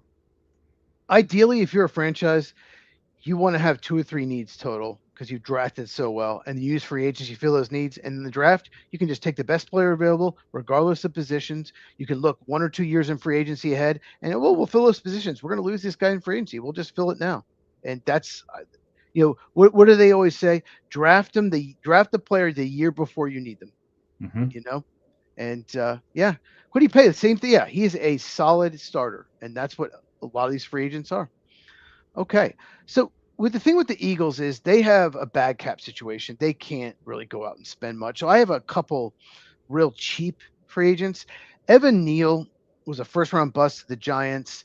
the Eagles had so much luck going after, like Mekhi Becton is a perfect example, going after offensive linemen that struggled, the first round bust, and then just getting the most out of them. So I think they could sign him. And Jalen Naylor, wide receiver for the Vikings, he was like a 6th round pick, and he's been the number 3 receiver of the Vikings. And when he's had an opportunity, he's played well. So I think, especially if they trade AJ Brown, I think he could be a good, under the radar signing. Okay. Next up, AFC East. We have the New York Jets. Lot of needs here. Quarterback, wide receiver, tight end, center, guard, edge rusher, linebacker, cornerback, and safety. All right, Ooh. Jets. I'm out of breath. Copy. The entire team. Who you got? Well, I mean, we have said it before. You can't win if you don't have a good quarterback. So it's tempting for me to give them one, but I'm not sure if there's a good one out here. So I'm not. I'm going to reestablish their defense for them with a guy who's a sure tackler, hits hard, but he plays with an almost kind of unhealthy, I'm going to go get these guys and smash somebody. I would think that the Jets could calm him down because, that seems like that's what they teach over there in New York is, do 75% of your best and it'll be just fine. And we'll just keep stinking and it's fine. So I'm going to give them safety, Brian Cook. Okay. More on him later when we talk about the North. Okay. You mentioned quarterback. Like I said, I have 2 written down. Why not take a shot? We've seen Sam Darnold. We've seen Baker Mayfield. Maybe Malik Willis. Why not go get Mitch Trubisky? The Bears didn't develop him because Matt Nagy was the head coach and he's terrible. And when he's filled in for Josh Allen, he's looked very good. Why not sign Mitch Trubisky? Maybe you get something out of him. Maybe he shows you something closer to being the 2nd overall pick when the Bears made him out of North Carolina. I think that'd be a great fit. And you talked about Jalen Phillips earlier. Jets have a lot of cap room. Jalen Phillips is, you mentioned, you thought Adoe Ofe is the best edge rusher available. I think it's Jalen Phillips, and he's still pretty young. And the Jets need an edge rusher, so I think Jalen Phillips. I think they could, throw the money at him, and I think that'd be a good fit. Miami Dolphins. What's Louis saying here, buddy? Maybe you know what this is. Of course. Can I give you a quarterback shout? Yes, or 3 actually. Yeah. Mac Jones, Kyler Murray, Will Levis. We talked about Kyler Murray. I guess you were a little late. We talked a lot about Kyler Murray already. Mac Jones would have to be traded. He's with the 49ers. The rumor is they won't even take a 2nd round pick for him. So it'd be a 2nd round pick and more picks, maybe even a 1st rounder. So he's not going anywhere. I do the same thing. And Will Levis, Louis, why in the world would anyone want Will Levis on the team? He is one of the worst performing quarterbacks I've ever seen in my entire life. He makes some of the dumbest throws you could possibly make. He's got talent, but I just don't. I would not want Will Levis at all in any way. Not even a flyer? Not even a flyer. He's the backup in the Tennessee. He's just he's a maniac. Like he will, if he gets pressure, he'll just chuck it up whenever. And not in a cool way like Brett Favre making plays, like in a bad way, the worst possible way you could ever do. So he said victim of bad Titans coaching. Maybe, but I'm not touching Will Levis. Yeah, but you just said the same thing with another quarterback not a minute and a half ago, right? Mitch Trubisky, yeah, I'd like Mitch Trubisky a lot more than Will Levis. Maybe you can convince me, but I wouldn't give up anything for Will Levis. If he's a free agent, I'd sign him to like the 1 year minimum just to see if you have something. But no, not. Okay. Well, you and Louis can disagree. We're allowed to do that on this show because you and I disagree quite often. I get what he's saying. He has tools. He has a big arm. There was even a rumor that he could be up there with C.J. Stroud and Bryce Young. Like 24 hours before the draft, there's a rumor he could go up there, like a top 5, and falls to the early 2nd round of the Titans. University of Kentucky quarterback. He has tools, but God, his decision-making, his handling pressure is horrible. He's just really bad. Reminds me of Kyle Bowler, the former Baltimore Raven Cal quarterback. Same thing. Big arm, tools, just a disaster when you got pressure. But who knows? Maybe. But I will say, Louis, you're a frequent contributor. We appreciate you coming on.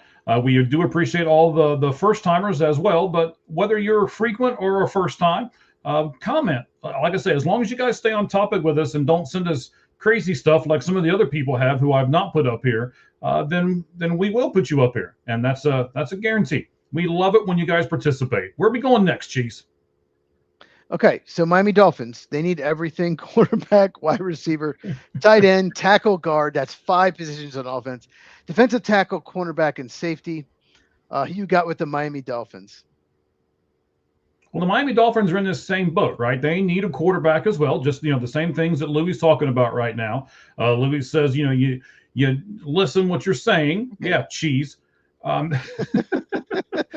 Decision making and poor IQ is a solvable problem, but power and accuracy is much harder to develop. Would you agree with that statement, Cheese? Poor IQ is not. I cannot have a quarterback with poor IQ.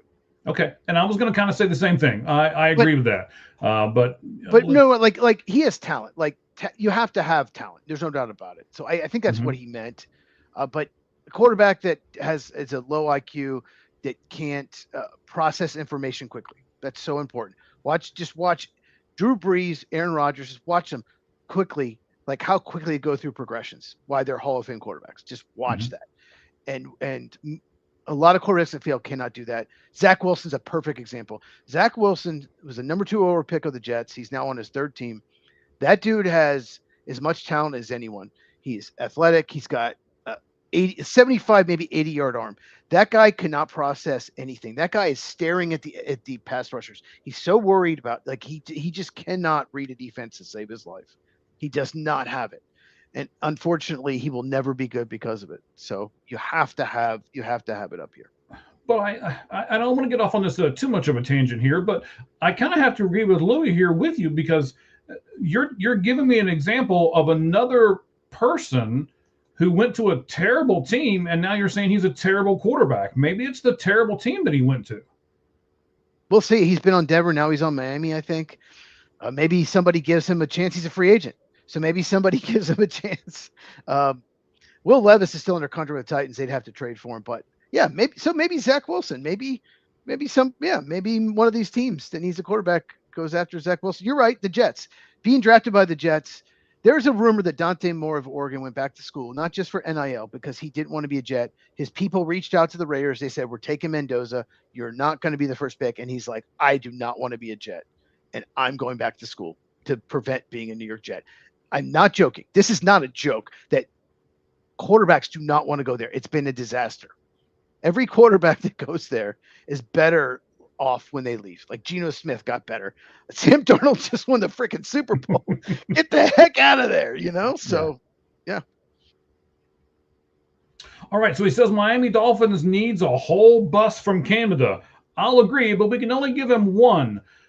I did something with this pick that I haven't done with any other picks so far, and I don't think I'm going to do it with any other picks from here on out.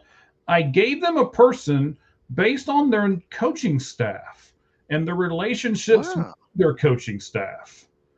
Yes. Okay. So the defensive coordinator in Miami is a guy who you know really well. His name's Jeff Hafley, right? So I'm going to give him a guy that you gave out earlier. I'm going to give Miami a linebacker, 26 years old. And I'm going to give them Quay Walker because of his connection with Jeff Hafley. That's very possible. Yeah, they know Quay very well. Yeah, he was defense coordinator the last 2 years in Green Bay. So I wrote down 2 names. Well, one of them I'm going to save. I'm going to save one for later. Obviously, Malik Willis. I brought him up. The quarterback for Arizona or Miami, connection with Green Bay. But a different Packer. Miami Dolphins need offensive line. And Rasheed Walker, left tackle, Green Bay Packers. I won't say very good. He's a good pass blocking left tackle. He's a terrible run blocker, but Miami needs everything. They need everything on the offensive line. It's an absolute disaster. It's one of the worst rosters in the NFL, and they know him. And he's 26, Rasheed Walker. So he could, you can put him at left tackle.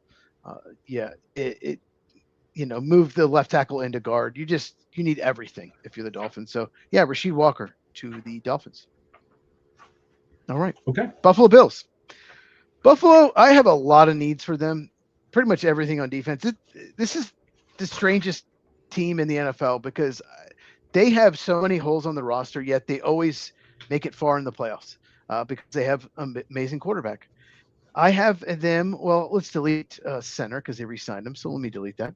But they need a wide receiver, guard, defensive tackle, edge rusher, linebacker, cornerback, and safety. Everything on defense. Who you got for the Bills? This is interesting to me. And I want to make sure I didn't give them somebody else here. No, okay. All right. I think you've got a guy who seems at age 40 is still a great player, but is just chasing a ring. You go to Buffalo, you might get one. So I'm going to give Buffalo a 40-year-old defensive lineman who we're not sure if he's actually going to retire. He'll turn 40 on September 1st. And he just kind of makes every team better when he joins that team. You got a guess as to who this guy is yet? I know exactly who it is. Do you want me to tell you or you want to say it? No, go ahead. Tell me who it is. It's Calais Campbell. It's Calais Campbell. Yes. It is. Absolutely. Yes. I'm going to send Calais Campbell to Buffalo and cross my fingers that one of these good guys can go get a ring. Okay. Mentioned him earlier, Mike Evans. I think he goes back to Tampa, or I think he'll go to Buffalo. Josh Allen can extend the play. He loves to just chuck it up. He's so good at getting away from pressure. Can you imagine him with Mike Evans? And Mike Evans can go up and get it as well as anyone. And I think Mike Evans will stay in Tampa unless he gets a better offer from a team he thinks he's closer to getting a ring with. And that makes a ton of sense. My other guy, Zion Johnson, left guard, formerly of the Chargers. The Bills left guard David Edwards is a free agent.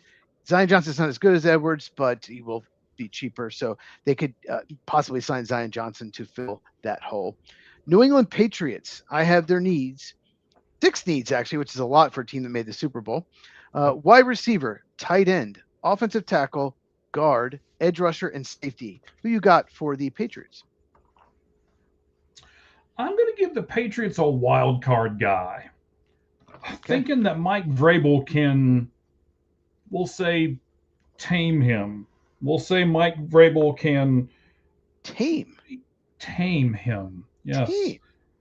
Okay. A wide receiver who's 30 years old, who just came from Washington. He had splices of time where he looked really good, but I think in this kind of offense, Deebo Samuel can take off in a Patriots offense. I could see that being a fit. Louis, yes, I think the Patriots need a tight end. They need to upgrade that position. I don't think it was good enough in the playoffs. I think they could definitely use an upgrade there. You had Austin Hooper. You had what's his name? His name escapes me. Hunter Henry. They could save like 8 or 9 million cutting Hunter Henry in salary cap, which is still possible. He's okay at this point. He's past his prime. I think they need to upgrade the position. They need more help around Drake May. The offense stunk in the playoffs. Let's be honest. The offense stunk. They had such an easy road to the Super Bowl, and it was a disaster when they went against really good defenses. So I definitely think they can upgrade tight end, although I don't have a tight end listed here. So I have Alec Pierce, wide receiver from the Colts. They could use a speed. Drake May's got a cannon arm. They need a speed guy. They don't have that. I honestly think that's going to be their number one target. I think they're going to throw whatever money at him. Just like Milton Williams last year, they threw whatever they could. They outbid the Panthers. They're going to do whatever they can to get Alec Pierce. Wrote one more name down, David Edwards. I just mentioned the Bills are going to lose him, left guard. I think Jared Wilson, their rookie left guard, is going to move into center. They traded Garrett Bradbury to the Bears, basically stole a 5th-round pick for a terrible center. And I think Wilson will move into center and then the left guard. So David Edwards would be a great fit at left guard for the Patriots. But yeah, I absolutely think they need to upgrade tight end. All right. Next up, we're going to the North. We're almost done, 3/4 away there. And like I said, I left the North for last. That's our two favorite teams. His Bengals, mine with the Packers. We left it for last. This should be interesting. We'll start with the Detroit Lions. So their needs are, to me, running back, offensive tackle, guard, edge rusher, and cornerback. Who you got for Detroit Lions? Oh, I'm sorry, I'm looking at the wrong thing. I skipped already. I skipped down. Okay. Detroit Lions. You ready to talk about the Bengals? Well, I was looking at the Browns because you're not helping me here. You said everything, and I'm looking at all my notes going, okay, what do they really need? I mean, everything, like every single position they could upgrade. Every single position. You can make an argument that they could sign any position in free agency, but we'll get to that in a second. Yeah, so I was a little behind on this. If you listen to the very beginning of the show, Cheese told you I am in spring training mode. This was a show that I agreed to do where I like this, but I'm not the big football guy like Cheese is. This was really hard for me to go through and look at everything. So I'm making sure that I've got everything for everyone. But I tell you, I do have a fit for the Detroit Lions. Trey Hendrickson. Stop it. Yes. Put Trey Hendrickson on that line opposite of the other really good guy on the line, and let's go get a ring in Detroit. What do you say, Cheese? Well, an edge rusher opposite Aiden Hutchinson's been a need for 3 years, and they've not addressed it. They've addressed just about everything else. Defensive tackle, run stop, and defensive tackle was a big need. They used Tyleik Williams was their first round pick. They seem to address every single need except that. I don't know why. I don't see it happening. I don't think they have the cap room. I get what you're saying. I think they're going to draft an edge rusher because it is a pretty good edge rusher draft. Why do they need a running back? Because they only have Jahmyr Gibbs. They don't have anyone behind him at all. They traded David Montgomery to the Texans. So someone like, I didn't put this, but like Rico Dowdle might be a good fit. They need a backup running back, or, they could draft one. It's just not a very good running back draft class. Offensive line's a problem. Center and left tackle losing Taylor Decker are a huge issue. So I have Warner listed, but I just want to quickly mention Braxton Jones could be a good fit at left tackle, at least maybe a bridge if you draft a developmental left tackle. Luke Fortner, formerly Jaguar and Saint at center, could be a pretty good, fill-in center. They cut Graham Glasgow, but Jalen Watson, cornerback, formerly the Kansas City Chiefs, he's, maybe the best corner available. He's been very good for several years for the Chiefs. The problem with him is how many good Chiefs corners have been good once they left the Chiefs. Steve Spagnuolo is just really good at putting them in the best position possible, either in zone or in man or blitzing. He just is so good at using his corners. And every corner that seems to leave there is worse off. That's the only issue I have with it, but they need a corner really bad. And Terrion Arnold, first round pick in 2024. He's got some legal issues. Who knows what's going to happen? So I think Jalen Watson would make a lot of sense in Detroit. Okay. Minnesota Vikings. I have the needs as running back. They cut Aaron Jones. I'm going to delete tight end because they kept, I thought they were going to release TJ Hawkinson. They agreed to a restructured deal. So I got running back, center, defensive tackle, corner, and safety. Who you got for the Vikings? So the Vikings, let's see how many people we can get going in the chat with this one. Okay, here we go. Because I have somebody big too. Okay. So, and by the way, Louis, we love people who are humble enough to say, "Oh, I missed that," and So thank you very much. We really do appreciate it. And I'll get to your Baltimore question when we get to the Ravens here in just a moment. But right now we're on the Minnesota Vikings.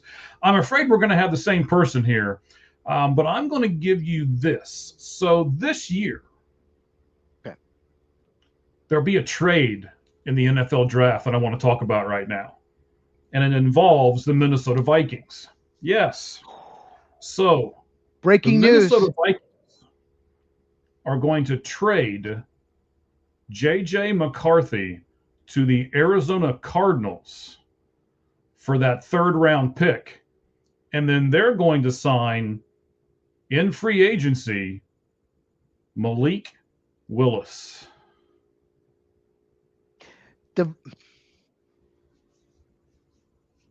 Hold on. I'm not trying to keep it like I'm sorry, what? You heard me. You just didn't want to. I'm sorry, what? So they used the 10th overall pick on J.J. McCarthy 2 years later. Oh, no, let's just go through it. They used the 10th overall pick on J.J. McCarthy. 2 years later, they're going to give up on him and trade him for a third rounder, mid-third rounder to Arizona. Yes. Okay. And then they're going to sign Malik Willis to be their starter and go all in on him. Correct. Do you just want this to happen? Is this your wish? Do you want J.J. McCarthy? Are you telling me you don't think it's viable? No, I don't think it's going to happen. But no, my question to you, are an Arizona Cardinal fan most of the time. Do you want this? Do you want J.J. McCarthy for a third round pick? Would you do that trade? For a third round pick, yes, because I was also the guy who was willing to take like Trinidad Chambliss on a third round until he got re-signed by Ole Miss. I don't want them to use the first round pick on a quarterback. I really don't want them to use the second round pick on a quarterback. But if you give me somebody with some upside on that third or fourth round, then I'm okay with it. And I don't think they'll take a fourth round pick for him because, like you said, they just did the 10th pick in the overall draft 2 years ago for him. So they have to get something for him. In fact, I don't know if they'll take the third round pick, to be honest, but they might if they can sign Malik Wilson and get him in a camp. Then they'll look as, okay, we can get rid of JJ now. I just don't think you can take a third round pick for a guy you just used a first round pick on 2 years ago. That's the stretch part. Maybe next year. Maybe next year you could do that. I just don't see it happening. I get why. That's a fun thing to think about. I did not see it coming. I don't think you can take that. And I don't know what the Vikings are thinking about J.J. McCarthy. I have no idea. There are people that think they still like him. They still believe in him. There are people that think that, hey, we're going to pretend like we still believe in you, but we need to get a veteran. But so Kyler Murray, I don't think he's the best fit for their offense, like some people said, but Kevin O'Connell's a good coach. I mean, he could design offense around him, but Kyler Murray, the Vikings, it's been rumored. It just makes sense. It's the best option for probably Kyler Murray as far as like receiving core and just to win. I don't think Pittsburgh's a good fit at all. Mike McCarthy's offense, I don't see it. Why would you go to the Jets? Why would you go to the Browns? Why would you go to the Dolphins?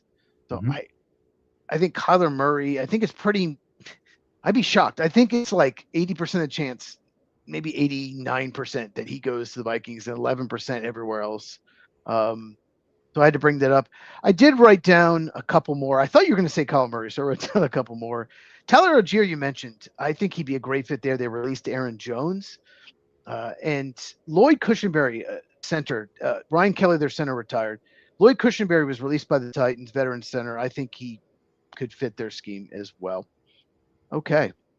We have a long comment from, here we go. There it is. Why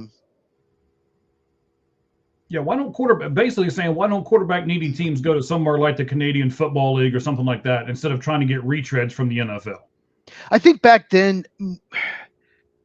quarterback just wasn't as important, so you had more breakouts in CFL. Now teams, any chance a quarterback has tools or is close, they're going to make the NFL. I just don't think there's as many good quarterbacks in the CFL as there was back then. That's why. But no, that's a good question, William. Trust me, teams will do anything and everything to try to find the best quarterback. It's a quarterback-driven league, and it's the most important position in sports. Green Bay Packers. Okay. Their needs are, well, I'm going to delete center. It's still a need. They signed Sean Ryan. He's terrible. If you don't, and by the way, if you haven't got a chance to do it, go to Cheez's spot. Go to his YouTube page, or you can go to our X spot because I've put it on our X as well. I'll give you our X, and I'll let Cheese give you his spot to go to when he speaks here in a moment.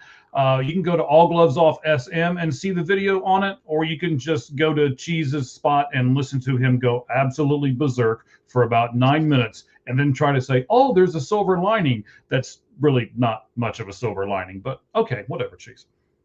You have no idea how long I recorded on that video. I cut it to 23 minutes, actually. Most of my videos are between 5 and 9 minutes, but I actually recorded 23. I didn't just talk about Sean Ryan. I talked about the whole situation of the Packers, and it's a disaster. And this is just one of those signings that I was shocked, but I shouldn't be. It's just they have bad people running their franchise, but the center apparently is not a need anymore. But anyway, here, let's go through it. Okay. But offensive line is still a need. Nose tackle, edge rusher, middle linebacker, and corner. Who do you have for the Green Bay Packers?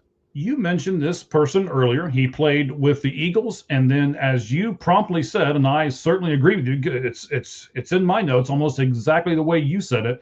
He played his best ball in Pittsburgh. Offensive guard Isaac Siumalo. I think that's how you say it? Sure. That's good enough. Probably. Okay. Yeah. We'll go with it. What do you think about that, Cheese? That's who I would give the Packers. I think that's one of their bigger needs, and he would be a stud to fill that need for them. He's going to get priced out. They don't have the cap room, especially after trading for what is his name? Zaire Franklin, and signing Sean Ryan. They don't have the cap room. I wish he'd be the best guard on the team by far, but no, I don't see it happening. I wish. Yeah, I'm trying to speak it into existence for you, buddy. I appreciate that. No problem. So Unlike I you do wrote with my down Bengals, but hey. I wrote down 6 names because Wow. it's my team. I used to see how many I have for the Bengals. Yeah, it's your team. Well, no, because they have limited cap space. Terrible. I'm sure none of them are a top 100 person. Just wait. Okay. The thing with the Packers, they have limited cap space. They can't go after any of the big names, in my opinion, unless they get really creative or make some crazy trade or something.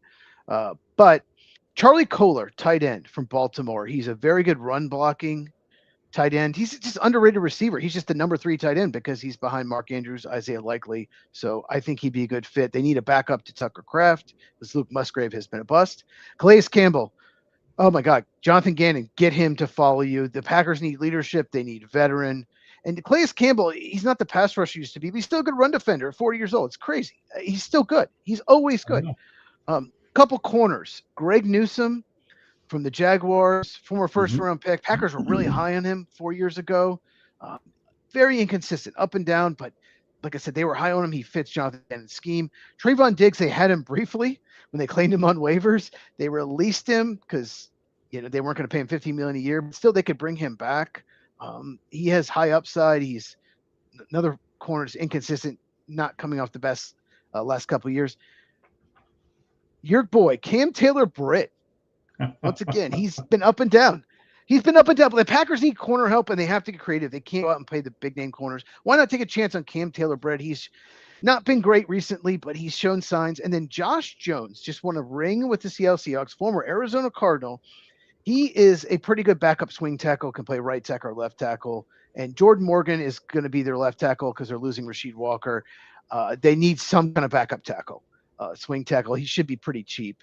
So why not go after Josh Jones? If Jordan Morgan is a disaster, which is very possible, they can at least put him out there. So, yes, I had a bunch of people listed for the Packers. Chicago Bear time. You ready? Okay. They need a left tackle, a center, an edge rusher, defensive tackle, linebacker, and safety. Who you got with the Chicago Bears?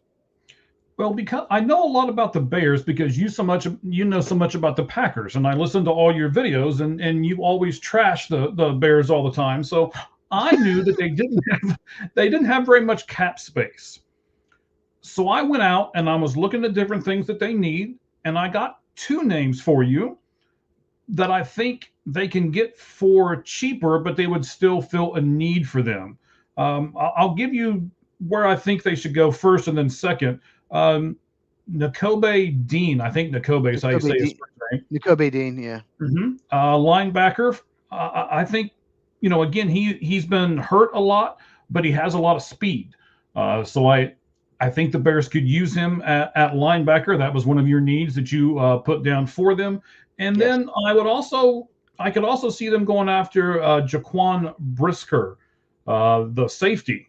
Again, re-signing him, yeah, because he's re-signing him, and I think they could get him pretty cheap because of all of his, injury and concussion issues and stuff like that. So those are the two names that I put down for the Bears. Before I get with the Bears, Louis has a hot take. Let's put that up. Oh, I'm sorry, I was not looking. I was doing something else. It's fine. Yeah, Louis got a hot take, and I have a comment on it. It's interesting. Might disagree a little bit. Okay, I've got a man. There's all kinds of stuff since I haven't been looking. Yeah, you guys are doing great today as far as the comments and stuff goes. Thank you all very much for those.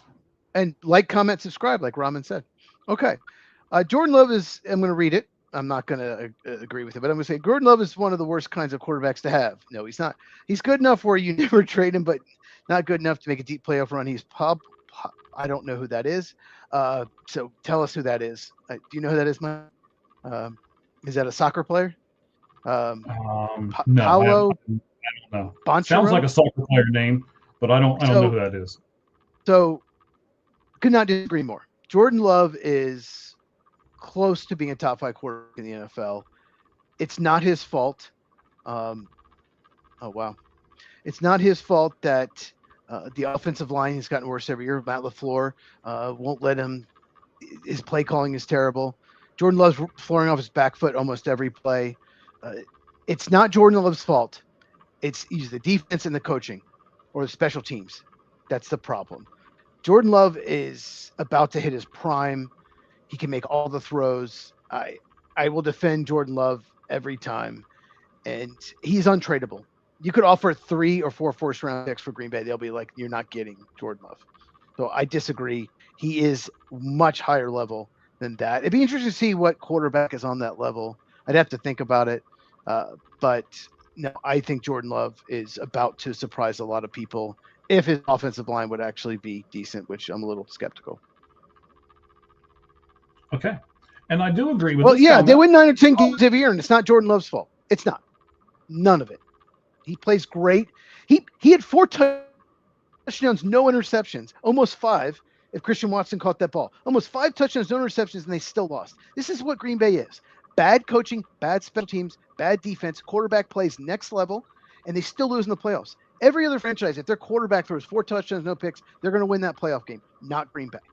He was amazing against the Bears. I rewatched it. He was even better than I thought. Some of the throws, he's on his back foot, 25 yards downfield, right on their hands. Jaden Reed dropped one late in the game, right on his hands toward the sideline, like 25, 30 yards downfield. Jordan Love is incredible quarterback, and so is Justin Herbert. He doesn't get a lot of help either. Anyway. Okay. All right, that was a great rant. I 8 love it. quarterbacks over Love. No, you can maybe get 5 or 6, but I'd not take 8 over Love. But it's better to listen to some people. Some idiots out there won't even put Love in the top 13. So he is an all-star in the NBA. Well, that's why I don't know who he is. Okay. Yes. Yeah, that's who the person was. Yeah. Chicago Bears. Bobby Okereke was released by the Giants. Bears don't have a great cap situation. I think he'd be a really good fit. He's coming off a down year. That's why he's released by the Giants. But Bears need a middle linebacker. He shouldn't be too expensive. And Reed Blankenship, free agent from the Eagles. Both Bears safeties are free agents. And Kevin Byard's, like a free agent. Reed Blankenship probably be a little cheaper. And he's, got a lot of experience, team leader, and won a Super Bowl with the Eagles. So I think those would be good fits. Are you ready for the AFC North? Last division. Here we go. Yes. Yes, I am, ready? sir. Are you sure? All right. I am. So I threw you off when I said Cleveland Browns. I just wrote everything. I didn't write down the actual list because it would have been every single position. Yeah. It's okay. I've got one. Okay. Cleveland Browns. Who's your free agent fit? Everyone. So I circled. No, I'm just kidding. I'm going to give them a guy who I think could make a difference on their team. So I kept looking, okay, where are these veteran guys? You know, like Bosa. Well, he signed with the Browns. No, he's not going to give up his last few years playing for Cleveland. So Let me stop you right there. I'm going to be gone for 10 seconds. But I can tell okay. you. Okay. All right, no problem. Be gone for 10 seconds, sir. So, wow. All right, so we'll get to all these comments here in just a moment. I see them over here. You guys are catching me on times when I keep going back and forth, referring to notes and everything else. But I'll get there. All right. So I wanted to give Cheese the 10 seconds to do his thing and come back before I gave the answer to the question of who are the Cleveland Browns going to get. So I had to give them a younger player who I still think could make a difference, and who would want to sign with Cleveland because he was a backup somewhere else, and he wants to be the guy in the Cleveland Browns uniform. You mentioned him earlier. Rico, help me. Rico Dowdle, is that how you say his last name? Yeah, the running back. Carolina running back, yes. I'm not saying he can be a superstar. I think he can get better than what he was in Carolina, and I think he could do that with Cleveland. And I think he'd be a guy who would actually sign with them because he's not going to demand a high dollar. He's not done anything spectacular yet. Maybe he goes to Cleveland on a 2-year contract, does really well on Cleveland as their number one guy, and then gets paid, knowing that he's 26 years old right now. That put him at 28, and then maybe he can go back to the free agency bank and get some money. So that's who I gave to the Cleveland Browns as a running back that would take. I also thought about Marcus Mariota as well, but that's not a dynamic name, so I didn't put that out there as my first one. I thought about him a couple places, but I did Mariota because he could be a bridge quarterback. I don't. Those are the 8, by the way. I don't think May. Caleb who? Caleb Williams? Caleb Williams is in my top 15. He's not. He's borderline top 20. T-Law? And he also wrote T-Law? Trevor Lawrence better than Jordan Love. You crazy? You crazy? Sorry, Louis. I completely disagree. May, God, when he faced good defenses in the playoffs, he was awful. He was terrible in the playoffs. And Caleb Williams, just analytics, doesn't even think he's a top 15 quarterback, and I don't as well. He's just so overrated. Cleveland Browns. I wrote down originally 20 names, but I mean, they have to get some offensive line. Okay. I'll just mention 3 names. Braxton Jones, tackle of the Bears, left tackle, just somebody. All their offensive line is free agents. Cam Robinson used to play there and tackle, and then Dylan Parham, guard for the Raiders. They just have to get bodies there on the offensive line. There's some free agents that won't cost a whole lot. Mm-hmm. Okay. He's not going to be a generation talent. I can't wait for 3 or 4 years from now when the Bears are just trying to move on from Caleb Williams. I cannot wait. Okay. Okay, here we go. This is big. Cincinnati Bengals. I have actually 4 names written down because I want to do a little more with the Bengals with you because, well, that's your team. But go ahead. Who you got with the Bengals? Well, I have more than one name written down as well. I'm just, you're probably hearing me. It's terrible podcasting in the background as I flip through all these papers that I've got here. So I'll give you the first one. I kind of hope that they trade up in the draft and they address the safety need in the draft with one of those maybe some guy from Ohio State or something that would really. Can I stop you right there? Do you think they have to trade up to get Caleb Downs? Do you think he'll be gone by 10? Yes. Okay. So how far do you think they have to move up? Like 5 to the Giants? Like how far? Probably. That's what I would say. 5 to the Giants, yeah. And you give up a 2nd-round pick? Because that's what it'll probably take to move from 10 to 5. Or maybe a 3 and a 3 next year. Okay. The second one, yes. I don't know if I want to give up my 2nd-round pick, but I will do the other one. Yes. 2/3. I would do that. Okay, that's probably what it's going to take. Okay. Sorry, go ahead. Interesting. No, you're good. That's why we're doing this. But if they decide that that's not what they want to do, then give me Jalen Thompson. You mentioned him earlier. Jalen Thompson, 3-year, $36 million with Arizona. He'd be better, and what I've got here in front of me on a lot of the notes is he'd be better known if he wasn't playing where he was with Budda Baker. Yeah, I agree with that. I think Jalen Thompson is a talent. that the Bengals could go out and get if they decide not to trade up like I want them to. So I would like that, and I'd also like for them to sign a linebacker. I know he's a little older, 31 years old, Caden Ellis, but I think he's one of the more underrated guys. One of the best pass rushing linebackers in football. So Atlanta Falcon, of course, more than 1,000 snaps for 3 straight years. So not only is he good, but he is available. So my guys for Cincy would be Caden Ellis and Thompson. And then I want to give you this.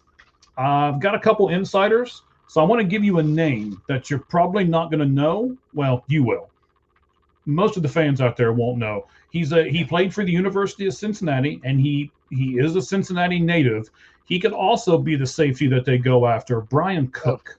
Yeah, that's the first person on my list. Okay, and I wrote it down because I've heard a lot of rumors around that's who they're targeting in free agency. Like he's their number one guy. Bengals used to be so good at safety, and they let Jesse Bates walk, and it's been a disaster ever since. Geno Stone, are you kidding me? It's been terrible. Brian Cook is such a good safety, underrated player. Been such a big part of those Chiefs Super Bowl runs. No one talks about him. Yet, like you said, went to the University of Cincinnati native. Perfect fit, and it's a huge need. Yeah. I also have Odafe Owa. Okay. They need an edge rusher. Obviously. Maybe they don't want to pay Hendrickson because of his age. I don't know. Go get Odafe Owa. They have the cap room. Go get Brian Cook. Malcolm Kuntz, another edge rusher. They need so much. Malcolm Kuntz, he's basically been hurt this past year. Didn't play much for the Raiders. When he's healthy, he's pretty good. Why not take a flyer? Maybe 1 year, $6 million, 1 year, $7 million. Maybe he'll take that. Builds up. He'll get playing time in Cincinnati. Then next year he can get a bigger contract. I love that fit. And one more, Leo Chanel, Kansas City, another Kansas City Chief, linebacker. The Bengals linebackers, it was one of the worst groups in the NFL. And despite using draft capital on it, their second, fourth round pick, it was bad. And Oren Burks was one of the most, he sucks. He just sucks. Leo Chanel has been really good for the Chiefs for years. He's been kind of on a snap count. He's never been a full-time starter there, and I don't know why. He's just always good. He's a very good blitzer. And so good size, 6'3", 250. So he would by far their best linebacker on their team. So yeah, Leo Chanel would be another good fit for the Cincinnati Bengals. So Louis, I just don't agree. I don't think Caleb Williams is a franchise quarterback at all. I don't think they're going to win a Super Bowl with him. I disagree. It's this narrative. Everyone's just painting him as this great quarterback. Analytics hates him. He's terrible. His completion percentage is awful. He is put up some really big fourth quarters, so it looks great on film. But overall, he's been just a really inaccurate quarterback, missing guys by 5 yards on some throws early in games. And let's be honest, they don't have the success that they had this past year without Matt LaFleur being the coach of the Packers and giving 2 games away. So I think Caleb Williams is just, I don't think he'll ever be a top 10 quarterback. And like I said, 3 or 4 years from now, the Bears, in my opinion, will be just trying to shop him.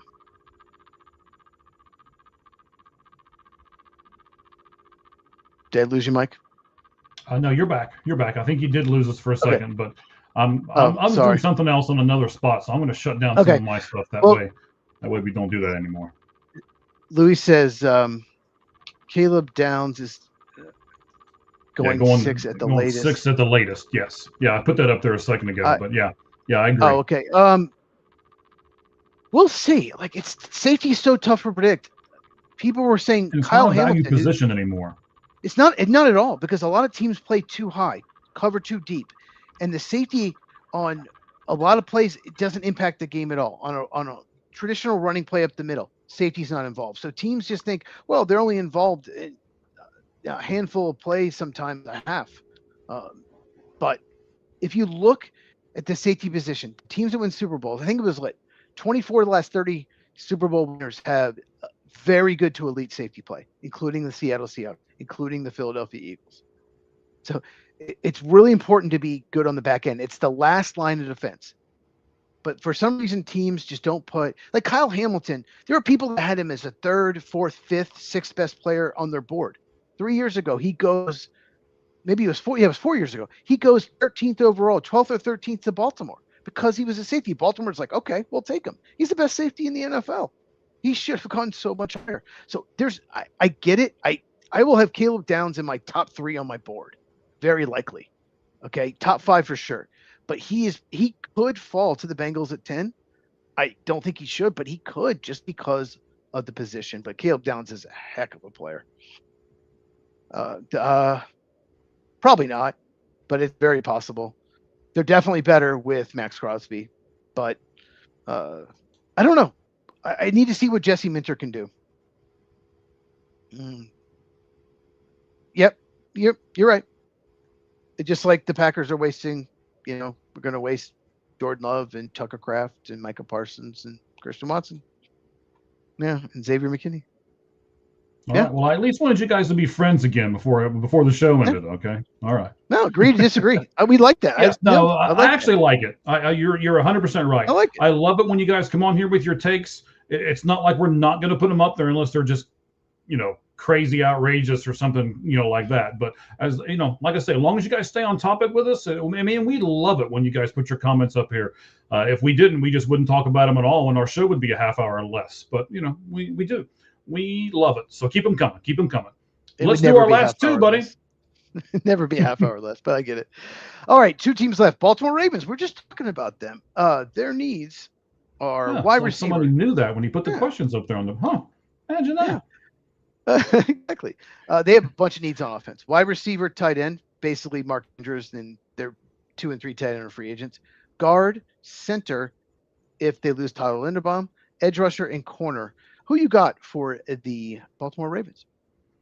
Well, earlier you corrected me because I thought Mike Evans did re-sign with the Tampa Bay Buccaneers, so I did not even consider him for any of this. But then you said, no, he has not. So I'm like, oh, well, I'm scratching the person I originally put for the Ravens, and I'm going to put Mike Evans up here because, in my opinion, Tyler Flowers just isn't cutting it. He might as a number 2, but he is not he is just not cutting it. So Rashad Bateman's not cutting either. Rashad Bateman's not covering either as number 2 receiver. Yeah. Both of them are disappointing. Like Zay Flowers is better number 2 receiver, but he's their number 1. And Rashad Bateman's a better number 3, but he's their number 2. So I agree with you. Wow. That would be big. If the Baltimore Ravens get Max Crosby and Mike Evans, their fans are going to go ballistic. Okay. I have a different receiver. Okay. I have Jawan Jennings of the San Francisco 49ers. He's actually a similar receiver to Mike Evans, just not as good. He's like the poor man's Mike Evans, but he's still – the media doesn't talk about him much, but he has been very effective for the 49ers the last couple of years. He's like a 4.65 4. I mean, he's not fast, but he'll go up and catch everything. He's an underrated route runner. He's just been very reliable for Brock Purdy the last couple of years. And very likely he didn't like his role there. He wasn't used enough, so he is not going to re-sign. But in Baltimore, he might be the number 1 target. I think that'd be such a good fit, and Lamar Jackson would love him. I also have Wyatt Teller, veteran guard from the Browns, right guard. They need guard help. Left guard and right guard are huge needs for the Ravens. I think Wyatt Teller would also be a good fit. 1 team left, and it's the Pittsburgh Steelers. Okay. Quarterback, obviously, we'll see what happens. Wide receiver, offensive tackle, guard, cornerback, and safety. Mike, who you got for the Pittsburgh Steelers? All right, here we go. Let's see the comments blow up on this one, too. The Pittsburgh Steelers will go out in free agency and pay a minimal contract and try to get a maximum return out of quarterback Kyler Murray. Okay. You think that's a good fit with McCarthy? Can you hear me? Yes, I can hear you. I mean, I'm not really thinking about the coach per se. I'm thinking about, this is so the typical Pittsburgh Steelers is, we've talked about this before. They pick in the middle. They never are able to get a franchise quarterback. Kyler Murray was once thought of as a franchise quarterback. will they look at it and say, we can make Kyler Murray into a franchise quarterback and pay minimal for him and see what we can get? They'll take a flyer on him, basically. They did the same thing with Russell Wilson, so maybe. And Aaron I don't Rodgers. I don't know what Aaron Rodgers is going to do. And that's the thing. I don't know. It ended badly. Like, he and Mike McCarthy, like, it wasn't good at the end. The last couple of years, like, he wanted McCarthy gone. I mean, I don't know that for sure, but I could tell. Like, it just wasn't working. He was very frustrated with him. Maybe time heals, but it would be surprising to me that he would want to play for McCarthy again. It would surprise me, but maybe. So let's just say he does retire. Let's just hypothetically say, because he wants to come back. I'm sure they let him back. Okay. Maybe they go after Malik Willis, maybe Kyler Murray. I don't know if either one of them would want to sign there. But quarterback is a huge issue. I don't know what you do if you don't get Kyler Murray, Malik Willis, and Aaron Rodgers. I have no idea what you're going to do at quarterback. Yeah. So Kirk Cousins, I mean, what are you going to Jacoby do? Ellsbury. He's great at center field. He can play some center field in Pittsburgh, and the Pirates could use a center fielder. Okay. Right. It's an inside joke. If you weren't listening to the beginning of the podcast, you didn't understand that, but it's an inside joke. All right. But I'm going to go with Romeo Doubs, especially if Aaron Rodgers comes back. Romeo Doubs, they need another receiver. DK Metcalf is a size speed guy. They need someone who's a great route runner, or they need a good yard after catch guy, probably both. And Dobbs is a good route runner. He can win quick. That's one good thing that Dobbs can do. Mm-hmm. I think he's going to get overpaid. He got off to a great start this year, kind of faded down the stretch. But I think they have to get another receiver. And I'm going to say this. This is going to sound crazy because we haven't mentioned this name. But somebody, assuming he's healthy, is somebody going to sign Tyreek Hill? Is somebody going to say he's so talented, he's so fast, we just have to get another weapon? And a team that's desperate. Pittsburgh is desperate for another explosive receiver. They need someone. Maybe they call Tyreek Hill, and maybe they come to an agreement. And they need someone like that. Depends on what Hill wants, right? I mean, what's Hill going to want? I think he wants to play. He wants money for all the baby mamas he's got to pay. Well, yeah, and is Pittsburgh going to be willing to do that? All the child support. So I had trouble finding a team for him. And so I was just like, why not? Why not Pittsburgh? They need receiver as much as anyone not named Buffalo Bills. So, yeah. So that, I think we'll see. Don't go with Dobbs. Maybe Dobbs and Tyreek Hill, and they can turn a weakness into a strength to go along with Metcalf. You never know. That could. Poll question. How we doing? I don't know, but I'll look.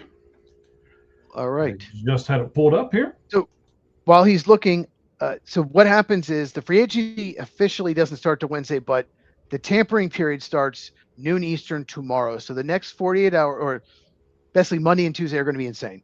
Most of the free agents will agree to terms. Probably 70 to 80 of them, of the top 100 free agents, will agree to terms the first 48 hours. It's not like baseball at all. Most of free agency happens the first 48, 72 hours. So you make sure you subscribe to my channel at Football with Cheese. I'm off of work the next 2 days for that reason.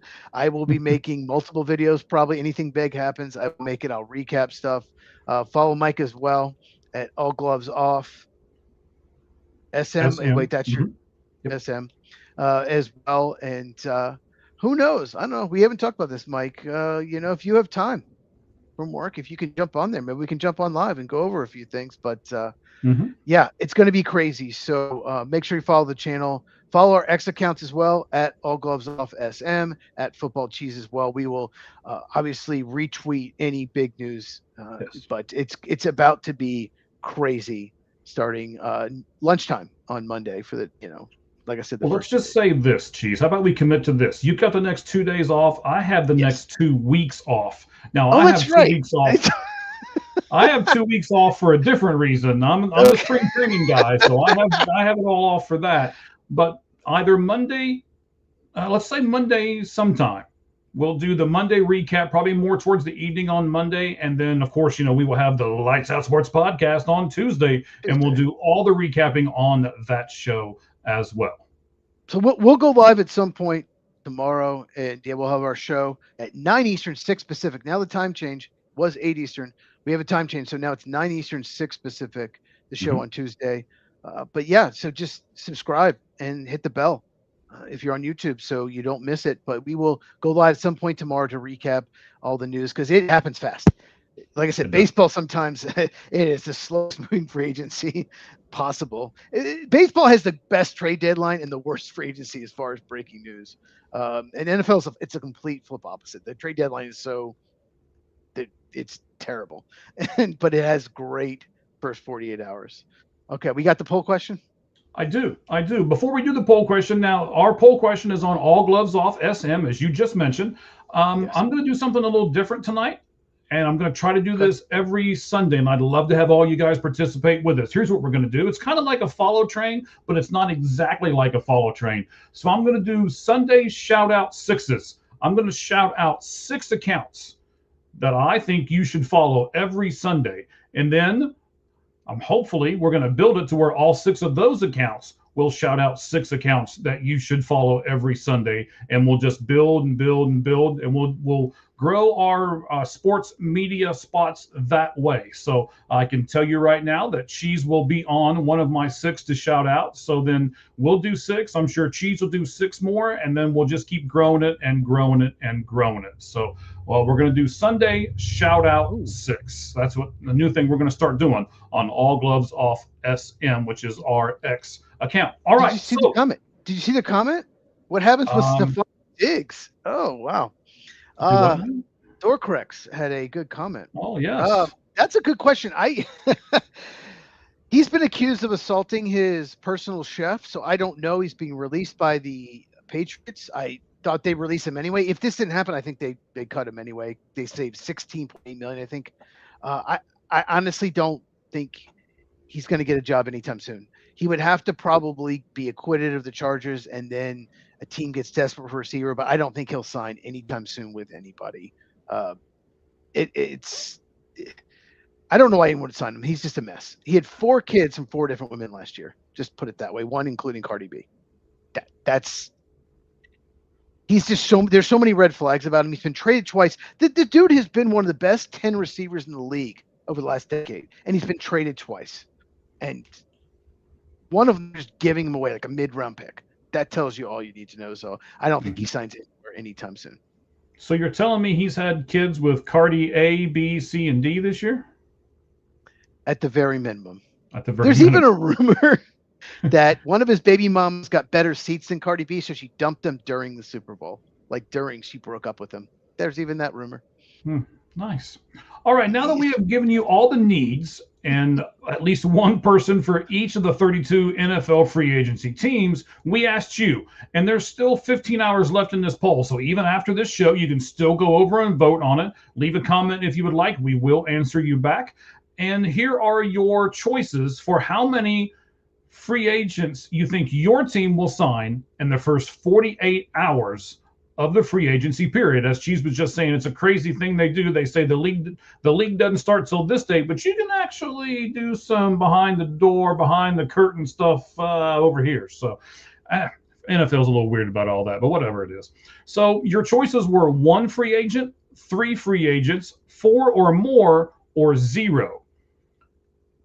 So it's kind of like everything else, right? We don't want to go too extreme one way or too extreme the other way. So 0 and 4 plus each got 15.8% of the vote.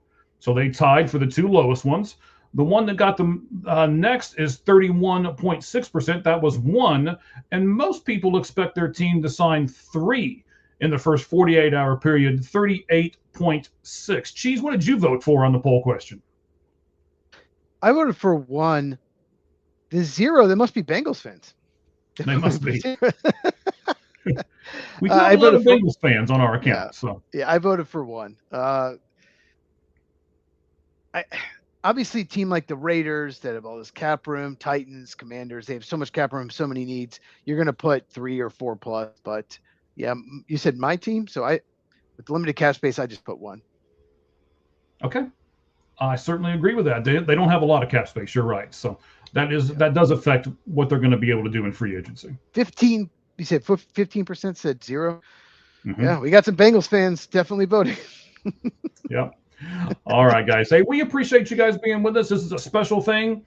We wanted to get this out here. The Lights Out Sports NFL free agency special is over. It is done. We love you, and we hope to see you Tuesday at what time, Cheese? 9 Eastern, 6 Pacific, and 6 Arizona time as well. Yes. For people in Arizona. But yeah, it's now 9 Eastern, 6 Pacific.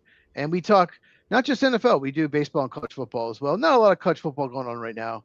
And as we get closer, we will do more NFL draft stuff. The week of the draft, we will do a mock draft. There'll be Mike will host it, and myself and 3 other draft analysts will pick for 2 divisions each. It's so much fun. It's like our big show of the year. So make sure you subscribe and yeah, that Tuesday, it's gonna be great. All right. And then we will start announcing who those other draft analysts will be before the end of the week. So look forward to that as well. All right, guys. Thank you all very much. Cheese, thank you for leading the show today, buddy, doing the NFL stuff with us. I certainly appreciate it. Yes. Hats off to you. Salute to every one of our fans. And as we say at the end of every show, even though it is a football one, the only thing that's fair in life is a baseball hit between the third and first base lines. Good evening, everyone.